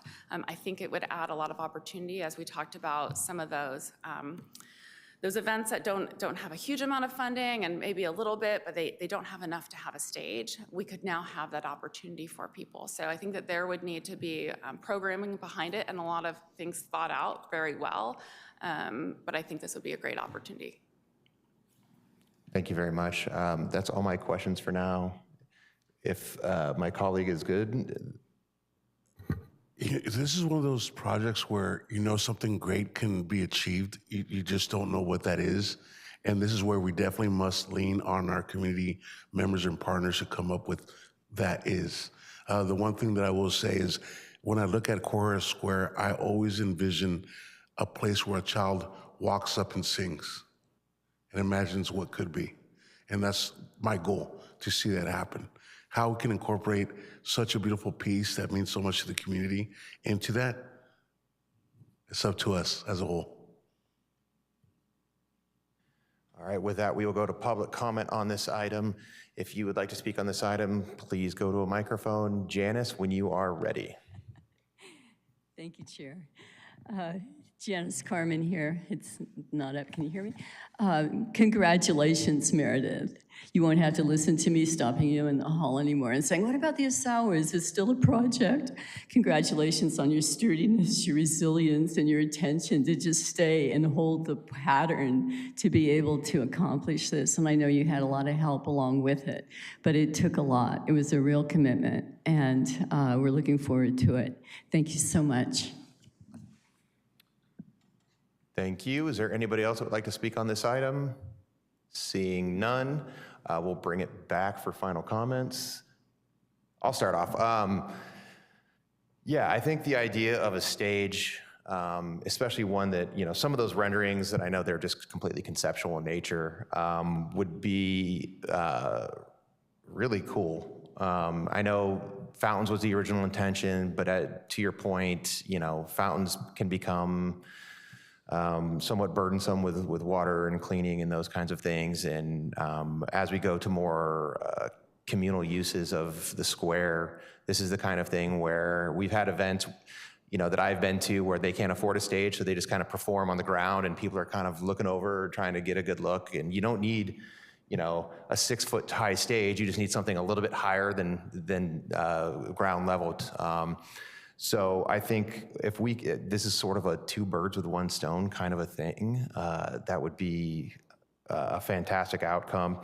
I know art is subjective, but I would probably leave this to the first round, at least, to our Art and Public Spaces Committee to kind of have a discussion on and see what they want to see, what would be the best use. Again, leave it to the professionals, and then when it moves forward, bring it back to for a full discussion with the council to see how we want to do this. I wouldn't say ask us all of our ideas, all 7 of us, our ideas on how it should look. That would probably be a 4-hour meeting. I think this is something that could definitely be a real boom to downtown. Any comments? I'm just excited to see what will happen or come of this, which is more than likely something that I could have never imagined. So I think that's the beauty of art in itself, right? Is there anything more you need from us on this, Director Osborne? That is helpful, Chair. Really just to talk about future steps in this program. I know we've had this conversation in front of the committee on a few different occasions now. Just reminding the committee that the master planning process that went into Courthouse Square was decided by the full council. That process did determine that the fountain would go in the location of the stage and where we're currently talking about placing the solid panels. I do think it's important to note that we've also lived with the square in its current state for 10 years now. And the desires the community has to program it have changed. And sometimes out of the gate, we try certain things and then we revisit. I think this is a great example of revisiting. What this would look like, I think we can definitely have the conversation in front of the Arts and Public Places Committee. CAB might provide beneficial information, Community Advisory Board on this front as well. We can do community surveys, come back to the council in a study session format, not necessarily to talk about the design of the stage, but just to better understand, are we willing to change the master planning process to explore concepts of a stage so we can move this along? Because obviously there's costs to think about, there's design elements to think about. And as that progresses, what Meredith mentioned, the panels are beautiful and they need to get out there for the community. So we'll look at temporary placement opportunities so people can see that artwork recreated and we can keep that buzz going around just the Ruth DeSalle artwork. But that's the general strategy we're looking at. I would love to hear any input from the committee if there is additional add-ons to that. But that is our strategy at this point for moving this conversation along in more formal fashion so we can give clear direction to the team on how to take this project forward. If only Chris Rogers was here right now. It's set in bronze, but it's not set in concrete yet, right? Yeah, I think the thinker. I really like the idea of temporary display. To your point, getting those out there so people can see them, because this has been asked about since day one, is when is this coming, when is this coming? And while, we do move at the speed of government, which is not always the preferred speed of the general public, we do have things that we have to do by law and ordinance in order to move forward. But I think if we were to get some temporary placements out there so people can see it, get excited about it, that would be fantastic. So, whatever you need from us, I'm happy to get those out there in some way, shape, or form so that they can be seen. And just to throw it out there, Chair, any additional feedback on our engagement strategy to potentially, before we go to the council, Arts and Public Places, Community Advisory Board, community surveys, we're working with stakeholders in the area. Is there anything else the committee would like to see us do to really have a more broader discussion in the community before we bring a study session back to the full council? I think for me, one of the things with outreach is we need to be a little bit more aggressive than we typically are. As you've said, this has been something that's been in discussions since, I don't even know. It's been 10 years since the square's been rejoined. So the discussion before that probably happened 4 or 5 years, right? So we're talking 15 years that this has been promised at some point. So I think we're gonna get some very, we'll call it lively feedback on this. And we wanna make sure that we get it out there so that people can participate in it, because it is something that has been discussed frequently, whether it's being stopped in the hallways or talked about in the press or discussed at this committee. It's been ongoing for a while, so I want to make sure that we're very deliberate about getting out there to as many people as possible. Anything to add? No, I concur, just to get the approval of and make sure it's the appetite of the powers that be to even drive the conversation forward. so we're not spinning our wheels. So if that's not the appetite, then move forward with the current plan, and that is what it is. But I'm hoping and I'm seeing that, one, we're very agile, very versatile, and such as even I think the word of the day is agile, whether it's AI, information received, or just the process of moving forward. It is efficiency. We definitely are looking how to become more efficient and effective as a government, and this definitely speaks to those energies. Yeah, and no matter what you do with communication, just in big, bold, underlined font, must be approved by the family first. I think that's important. So with that, we'll go ahead and close out that item. Thank you so much for that presentation. I look forward to talking about it more. And we'll move on to item 11.3, report on staff of the Roseland area and maintaining the unique cultural identities of Santa Rosa neighborhoods. Thank you, Chair. I'm pleased to introduce our final item for the meeting today. And as we thank Meredith Knudsen for her presentation, I would like to invite the city's small business ombudsman, Rafael Rivero, to the staff table. A fundamental tenet of economic development, and something that we ask ourselves, not just in the profession, but as a team, is how do we maintain the distinctiveness and the unique cultural identity of our community and our neighborhoods as we roll forward and implement economic development initiatives. And this has come up in conversation before here in front of this subcommittee about all of our neighborhoods and unique parts of our community. But in particular, this has come up several times concerning the Roseland area. Today, we're going to be talking a little bit about some of the history, occurrences in the past, what has happened historically to this point concerning outreach and previous engagement efforts to talk about this subject. And then also we'll wrap up with some recommendations for next steps for continuing engagement and moving forward with the development of some sort of plan. So with that, to start us off, I'm going to turn it over to our Planning and Economic Development Director, Gabe Osborne. Thank you, Mr. Adair. And Chair and committee member, I think this topic is incredibly important. We've had a lot of conversations in front of the committee about our focus on downtown and economic development in general. When you look at the Roseland area, larger communities that inform unincorporated or outside of the city limit oftentimes form as their own city. They have their own downtown or their own recognition of downtown. And I think Roseland is an example of that. When it's brought into the city limits, it recognizes the Sebastopol Road corridor as really its economic engine in its own downtown. And really what we've seen since it's been incorporated is actually a significant amount of development that's really changing the fabric of it in a very positive way. And from the planning and economic development standpoint, we've talked in the past about projects that would retain the cultural preservation of Roseland. That's a very dynamic topic, and from a planning exercise, it can be very robust and it needs to really shrink down a bit to have a more laser focus. So as we look at what it means to the community to preserve what they deem to be important from a cultural standpoint, that's really grounded in community engagement. And what we want to do is recognize that we do have unique economic centers, and Sebastopol Avenue is one of those. Really what we've gone through in the past is obviously with the Roseland specific plan prior to annexation to the Sebastopol Road corridor plan.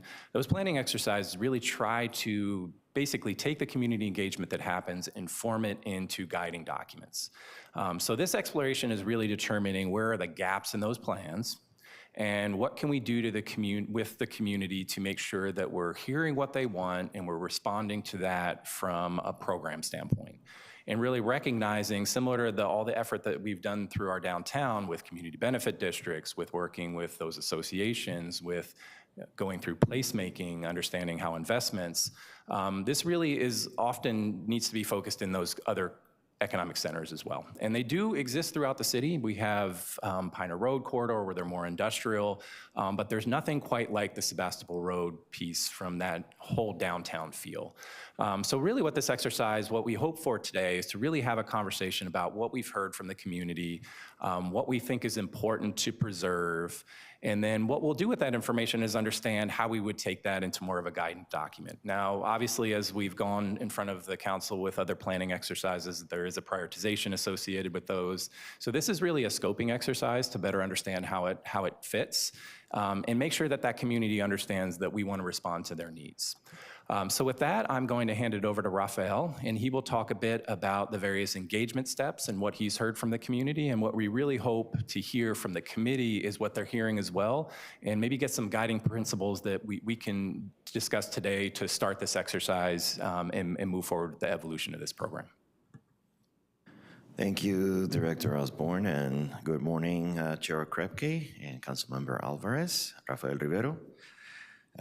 Here. And as we approach the 10th anniversary of the Rosa annexation into the city of Santa Rosa, I wanted to take a moment and reflect and say that the annexation was about bringing the Roseland into the city's boundaries, but it was also about honoring the community's identity while providing the infrastructure, services, and economic opportunities necessary for long-term prosperity. Having said that, I joined the Rosa annexation team back in 2015, and I went around quite a bit doing the outreach and engagement along with a team of staff members and community members, including Deputy Director Jessica Jones, who's here this morning. But what we learned from a lot of those reports based on the listening sessions and outreach opportunities, including opportunities in backyards, schools, libraries, was that before the annexation, the residents consistently identified several priorities. Celebrate Roseland's vibrant cultural diversity, support local small businesses and entrepreneurs, create local jobs and economic opportunities, improve infrastructure and connectivity, expand community services and gathering places, ensure residents remain engaged in shaping their future. In many ways, these priorities mirror the goals that continue to guide our economic development strategic plan today. The community wanted investment, but they also wanted to preserve what makes Roseland very unique. That balance remains our challenge and a great opportunity for us today. Preserving cultural identity through economic development, one of the most important lessons we've learned is that economic development and cultural preservation are not competing goals. In Roseland, these are deeply connected. The area's identity is reflected in its small businesses, family-owned restaurants, neighborhood markets, service providers, and entrepreneurship. When we support those businesses, we're not only supporting economic activity, we're preserving community character. Over the past several years, we focus on relationship building, especially when I joined the division in 2018, bilingual outreach and direct business assistance, because preserving Roseland's identity requires supporting the peoples and businesses that help create it. Our role has increasingly become one of partnership rather than simply regulation. Progress since the annexation.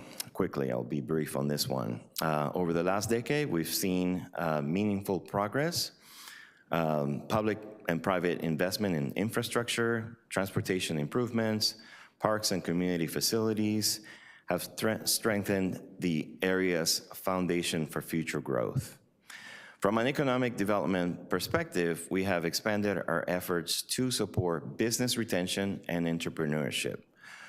Current examples include providing one-on-one assistance through our business concierge program to business owners and entrepreneurs, helping operators navigate sometimes our complex conditional use permits and other city processes, supporting businesses through permitting and development challenges, conducting direct outreach to understand business needs and trends, connecting businesses with available resources and technical assistance, such as relying on the SBDC as a partner.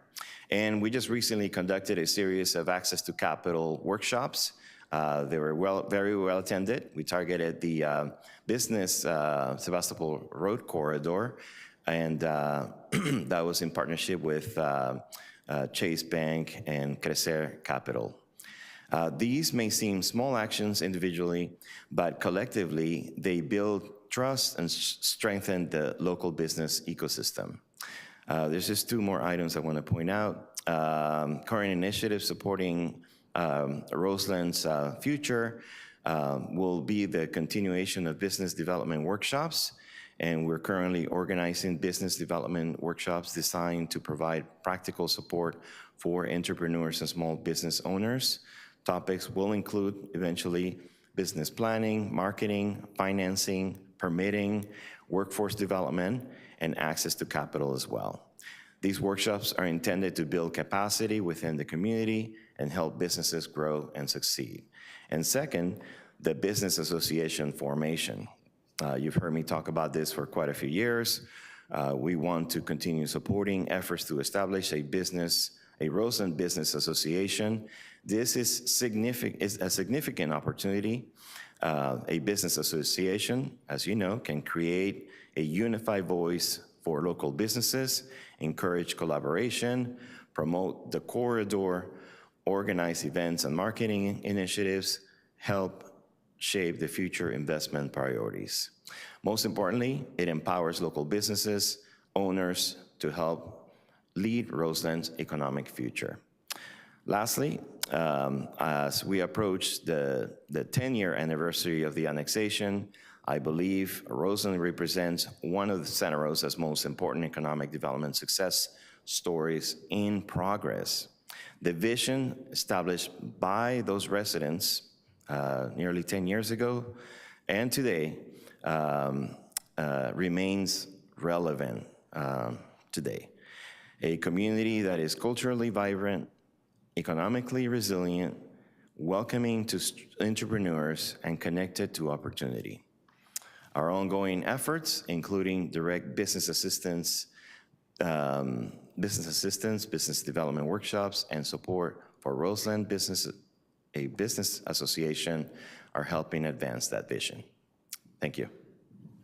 Thank you, Rafael. And before I turn it back over to Director Osborne to lead us through next steps, I'll just share one reflection and then also an update concerning ongoing engagement occurring in Roseland. The reflection is that I've had the opportunity to participate over the last year in a handful of business convenings in Roseland, whether it's been with Rafael or some of our other partners or as part of other engagement that's happening in the Roseland community.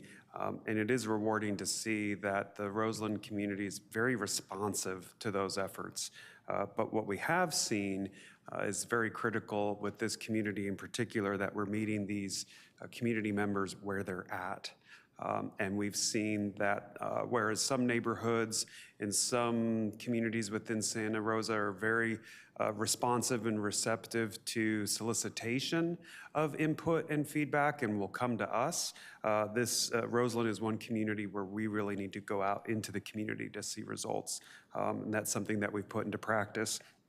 I can share that Deputy Director Jessica Jones and I did have an opportunity recently to meet with Health Equity Rising. Health Equity Rising is a new entity which formerly was comprised of Health Action Together, Sonoma Connect, and Sonoma Unidos. Health Equity Rising was selected by the county through an RFP process as a potential partner for the activation of the Tierra de Rosas site. And county staff will be bringing a proposal forward to the Board of Supervisors in July to formally select Health Equity Rising in that partnership.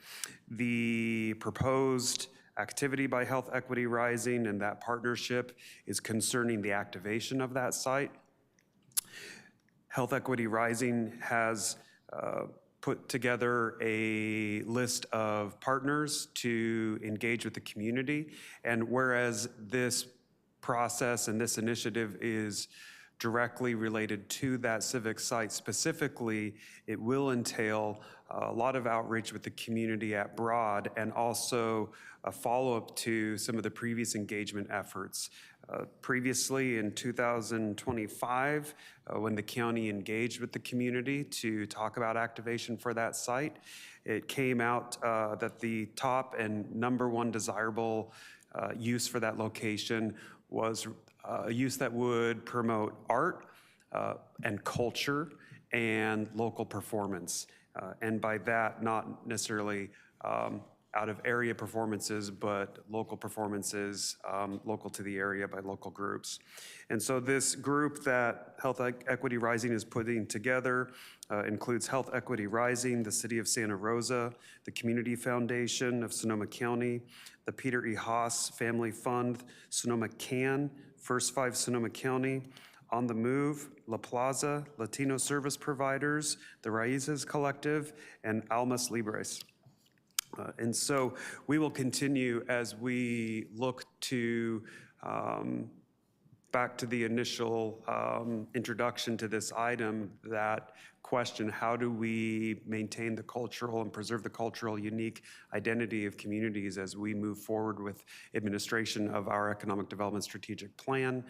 We will continue to work with partners like Health Equity Rising and on initiatives like this one as we put together what these future engagement strategies and steps look like. And so to sort of bring us home on next steps, where we can go from here and the feedback that we're hoping to receive from your committee today, I'll pass it back over to Director Osborne. Thank you, Mr. Adair. And as I mentioned in the beginning, and hopefully what the committee was able to see with this presentation is there's been a lot of effort from an economic development standpoint to support Roseland. And I think specifically the Terra de Rosas project, you have sort of a catalyst of change occurring there. And that usually is what happens when areas develop. It brings more attention to the area, you see more housing. And when you look at cultural preservation, that balances out what the community wants in the existing way that it was with the way the future is moving forward. And I think that's really an important point. And I think from a policy standpoint, obviously getting any feedback on economic development measures where we can better support our community engagement, those are all things the team can do in the next few months. But understanding if there's a desire from our policy work to protect those interests of the community in more of a development plan where it has more of an overlay with the specific plan.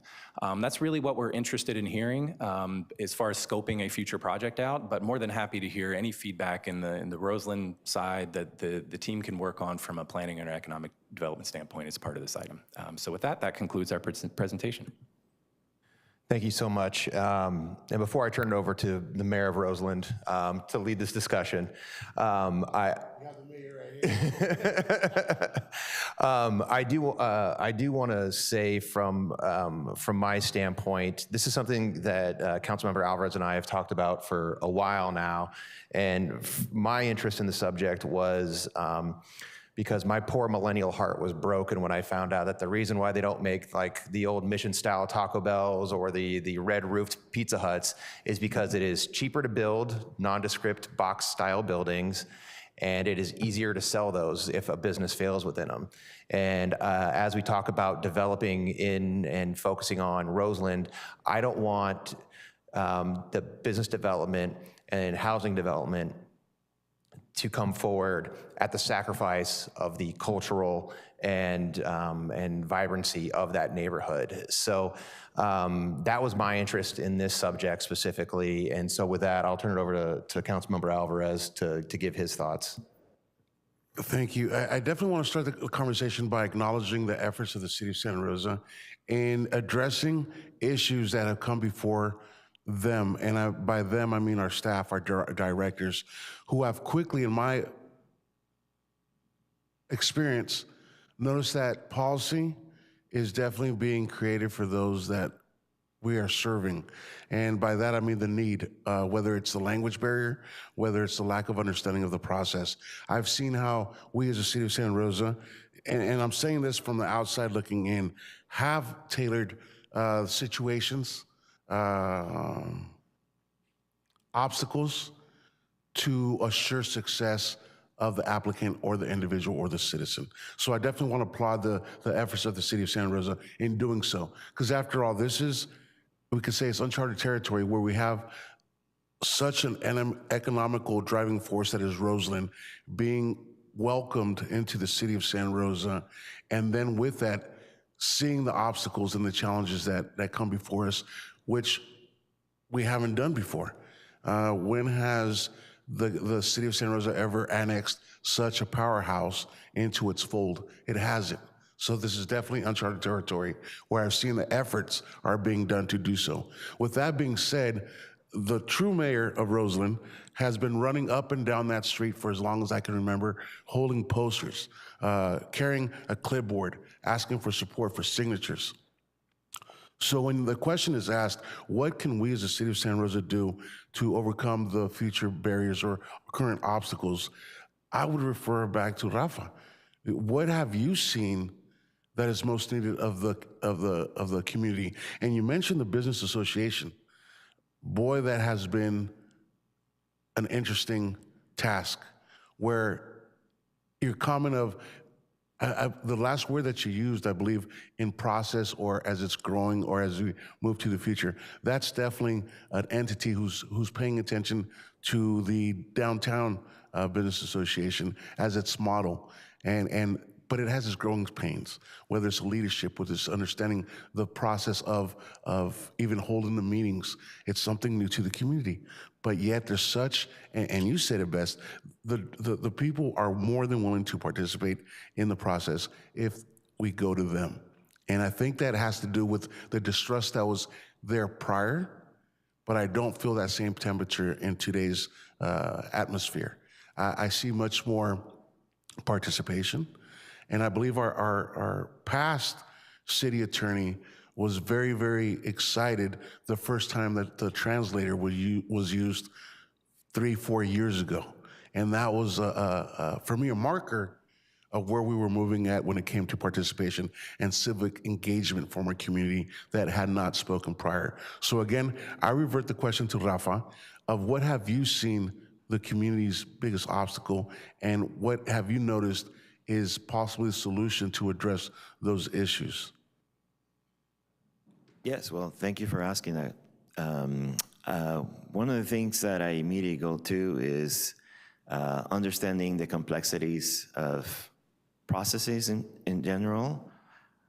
In this case, particularly, city processes can every now and then be very complex, offer a lot of complexities, and therefore the community understanding what the ins and outs are, and also building the bridge with someone representing the city that can actually talk to them in their own language, not necessarily just in Spanish, if that's the case, but also in simple terms, explaining things related to how to apply for a conditional use permit and such.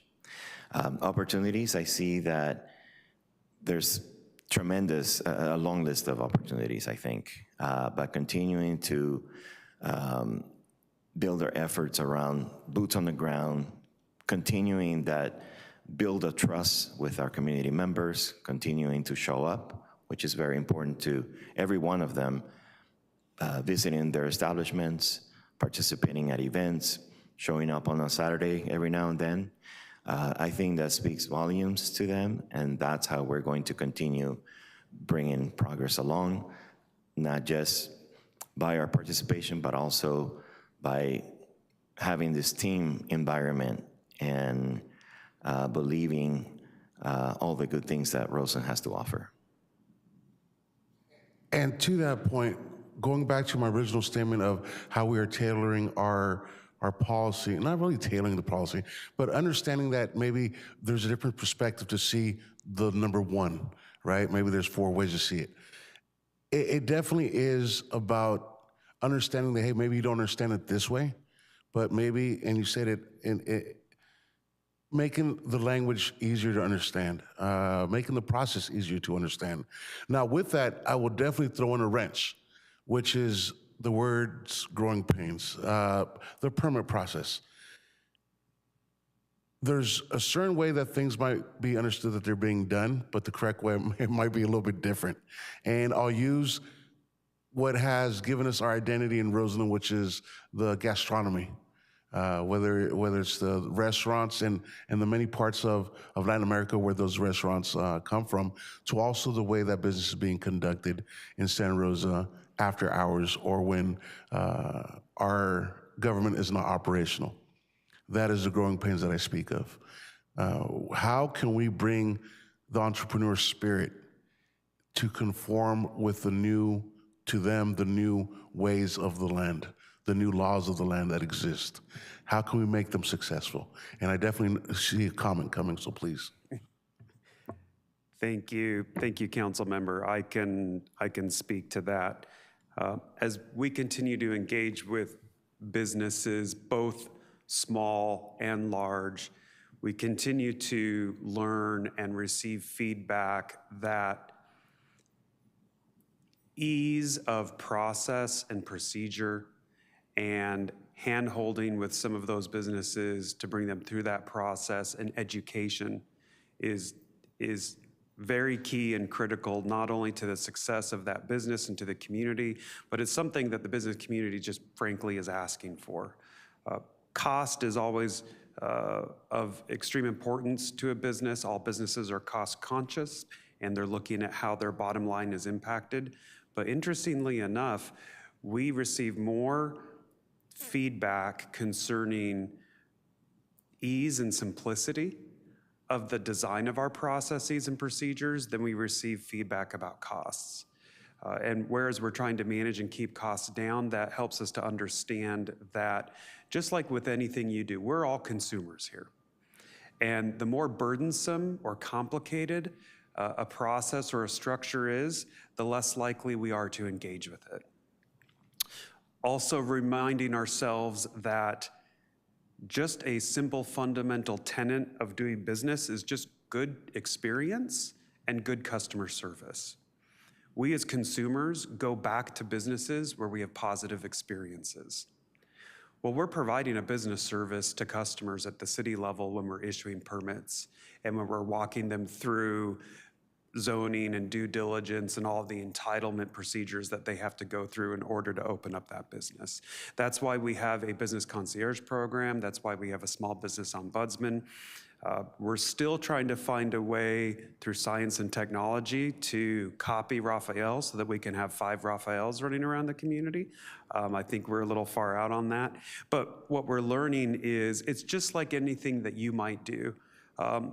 You as a consumer, as a homeowner, you work with 2 contractors. The contractor who is responsive, who is positive, who helps walk you through the process, who helps you understand, you have a positive experience with them. That's the one you're telling all of your friends and neighbors. That's the contractor you're telling them they should work with, right? And so I think just reminding ourselves and remembering, it's not some overtly complex, yet to be discovered recipe for success. It's just the basics. It's giving good customer service. It's doing our work with integrity. It's being responsive to those needs as they come in, good communication, responsive, quick communication, and just educating them and helping them to understand how it works. Because for some of these businesses, it's their first time in their life that they've gone through a process like that. And we forget that at the staff level when we've seen, oh, here's the 18th permit that's come through across the desk today. But for that individual, number 18, maybe the first permit they've ever submitted. So I think we're doing well. That's sort of, to answer your question, sort of our model. I know it seems very basic and fundamental, but it's something that we're continuing to implement into all of our practices with the economic development team, but also in collaboration with all, planning, building, and all the other engineering components of the planning economic development department. And I can turn it over to Director Osborne, who probably has a more succinct way of putting that. I know I just spent 5 minutes on that, so thank you very much.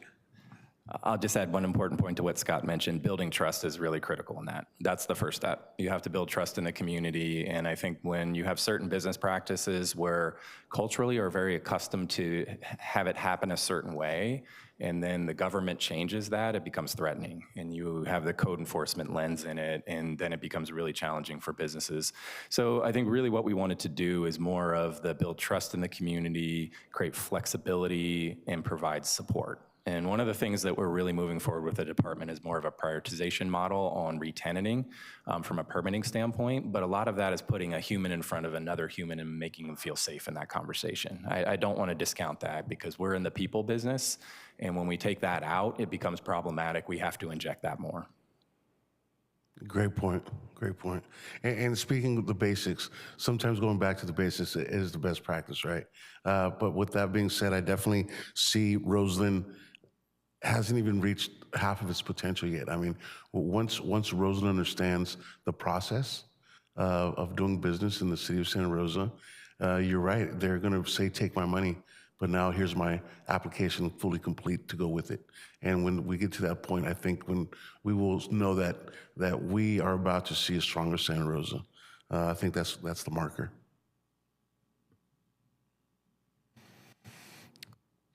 I appreciate all of that and all the work you and Raphael and our team are doing. To focus on I guess we're using Roseland as sort of an example for other areas that may be specific culturally, have specific cultural identities and how we preserve those. I'm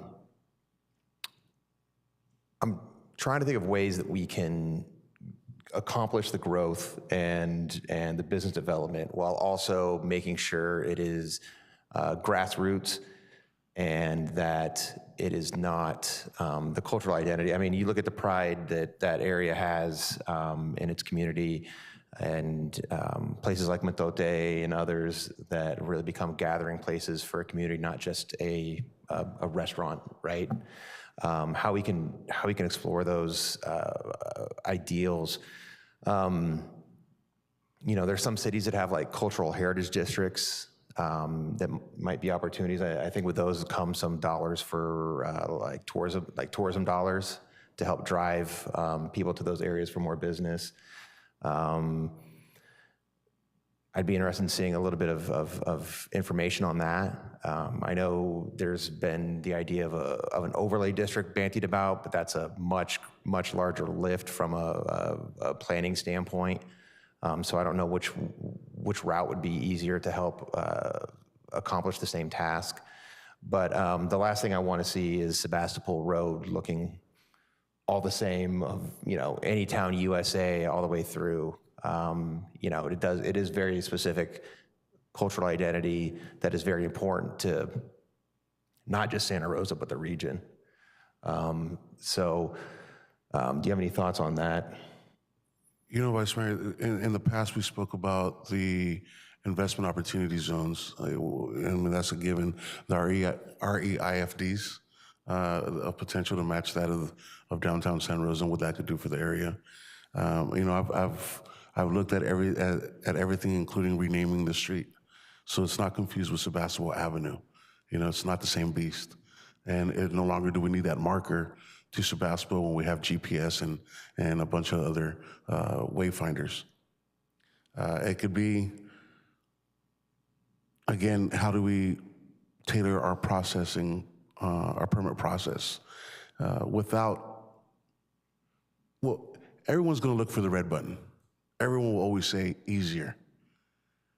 But how do we actually justify that, yes, we must make changes when a lot of, if not many of the applicants are removing themselves from the process because it's too daunting? That's when it's no longer easier. It just tells us, hey, let's make adjustment.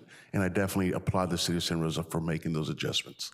That does not go without acknowledging and without being evident in the amount of businesses that we are seeing coming out of Roseland into the general population, even into downtown Santa Rosa. I can name at least 4 or 5 of them that have made that nomadic transition, and I should say immigrated from Roseland to beyond, right? As after all, it's a strong immigrant community. But yes, it is the identity of Roseland moving forward. And how do we best do so?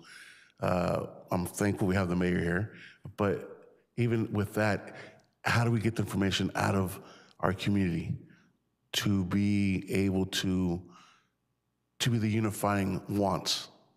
And it goes back to what we originally spoke about of how do we organize an area that hasn't had the organization in the past? How do we unify the voice? And one of them was the annexation. Another one was a council member sitting from the area that now represents that area. So it definitely falls on my shoulder to be able to say, this is what we want. But when you look at Rosa, and I won't say a but the opportunity there is we have a growing child who is now learning to speak the language of government, who is now learning what the process is, who are producing lawyers, who are producing doctors. This was not the history of us as Roseland, but it's definitely the future of it. So acknowledging that we are understanding that we now have a seat at the table is probably the biggest gift that could have been given to Roseland, because it matters now. That's why we see the engagement happening now. That's why we see the willingness to open up and say, this is what we want, because we have faith that what we want will be executed. And I think that's the biggest drive, the building trust, the face that we recognize in Roseland. Those are definitely the drivers, but who knows, maybe more information will come out as we move forward that was not brought to us prior. But we're listening, and I think that's what's most important. I can, in response to that, our team will continue to work together and explore what these alternatives for engagement could be, and then how that can be turned into action. I think it's something that, while this was more of an exploratory sort of conversation, I think we could work together under direction from our director, and it's something Gabe and I can discuss later, maybe putting some more concrete ideas together. You know, we do have an art and culture manager, and whereas she's been very focused and working very hard on art and events and other initiatives, we've been exploring expanding that role around culture and cultural initiatives. Rachel Beer, our program analyst, has been working on the annual surveys by district and reaching out and doing the engagement with various parts of the community as part of our economic development strategic plan. So I think we can take this trifecta, if you will, between Rachel, Raphael, and Meredith, and then working together with Deputy Jones, her team, and the partners who are already working in the community on engagement initiatives to put together sort of a real concrete idea as to what 2.0 looks like, because I think what we're identifying is there's been a lot of these initial conversations and discussions going back all the way to annexation 10 plus years ago. Now what are the action steps and what's the implementation plan look like? Whether it's a CBD, community benefit district, cultural district, is there formation of their own EIFD out there? I think we could look at all of that, bring that back. Director Osborne, do you have any other thoughts there with regards to maybe what the next steps would be? I think an important piece here is our engagement strategy, and that's really a lot of what I'm hearing is that we have to take the fear out of governmental processes. We have to engage people to where they're able to take the next step in their vision that's beyond the immediate. And that's not always easy for residents to do, because very much the concern is about a business or a permitting process. It isn't necessarily about what does my community look like 15 years from now. And I think Chair Okrepke, that's some of the vision that you're bringing forward to this conversation. So I think maybe if we talk about engagement strategy, we talk about investment strategies that we can have been discussed in front of the committee in the past and bring those back to the table. And then a bit about what we would really do to preserve the cultural identity of Roseland, because much of that focuses on destination, that people want to retain that cultural benefit in certain things. And we've seen that through historic preservation, but it can be about community too. And really what that looks like. And that might be a way, I really think there's 3 pillars to that, that we can really talk about simultaneously. I think some of those are a prioritization discussion in front of the bigger council, but there's no reason we can't further invest effort in community engagement in Roseland to better understand. And I think that that's pretty much the foundation, and then I think we can build off of that. But unless there's other feedback from the committee, I think we can summarize it with those. I'm happy to discuss really next steps. We can talk about those 3 pillars at future meetings. But if there's anything I'm missing in the summary, happy to hear that.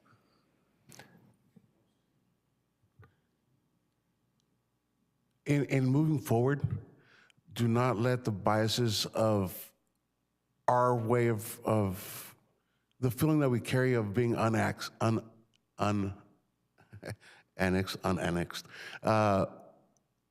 influence the strategy. After all, we have young adults in Roseland who do not understand what it was like to be unannexed. So therefore, don't let that hinder the process moving forward. It's definitely about future thinking, not remembering the way things were. Yeah, I'll have some final comments, but we still need to do public comment on this item. So we'll go to public comment on this item real quick and see if anybody wants to comment on this. Seeing none, we will close public comment, come back for final thoughts. Yeah, I think those 3 pillars you stated earlier are very important. You know, exploring the ideals of how we better strengthen the community through business development, while also, you know, maintaining the cultural relevance to our area, to our region, its heritage, and also the vibrancy that is so unique within our city limits. And I really do appreciate your thoughts on outreach. You know, I use this term, you know, they could be a mile from City Hall, but it might as well be 100 miles for a lot of people. And, you know, when you become disenfranchised with government, it's not, oh, well, it's not the county more, now it's the city, so it's better. It's just a different government.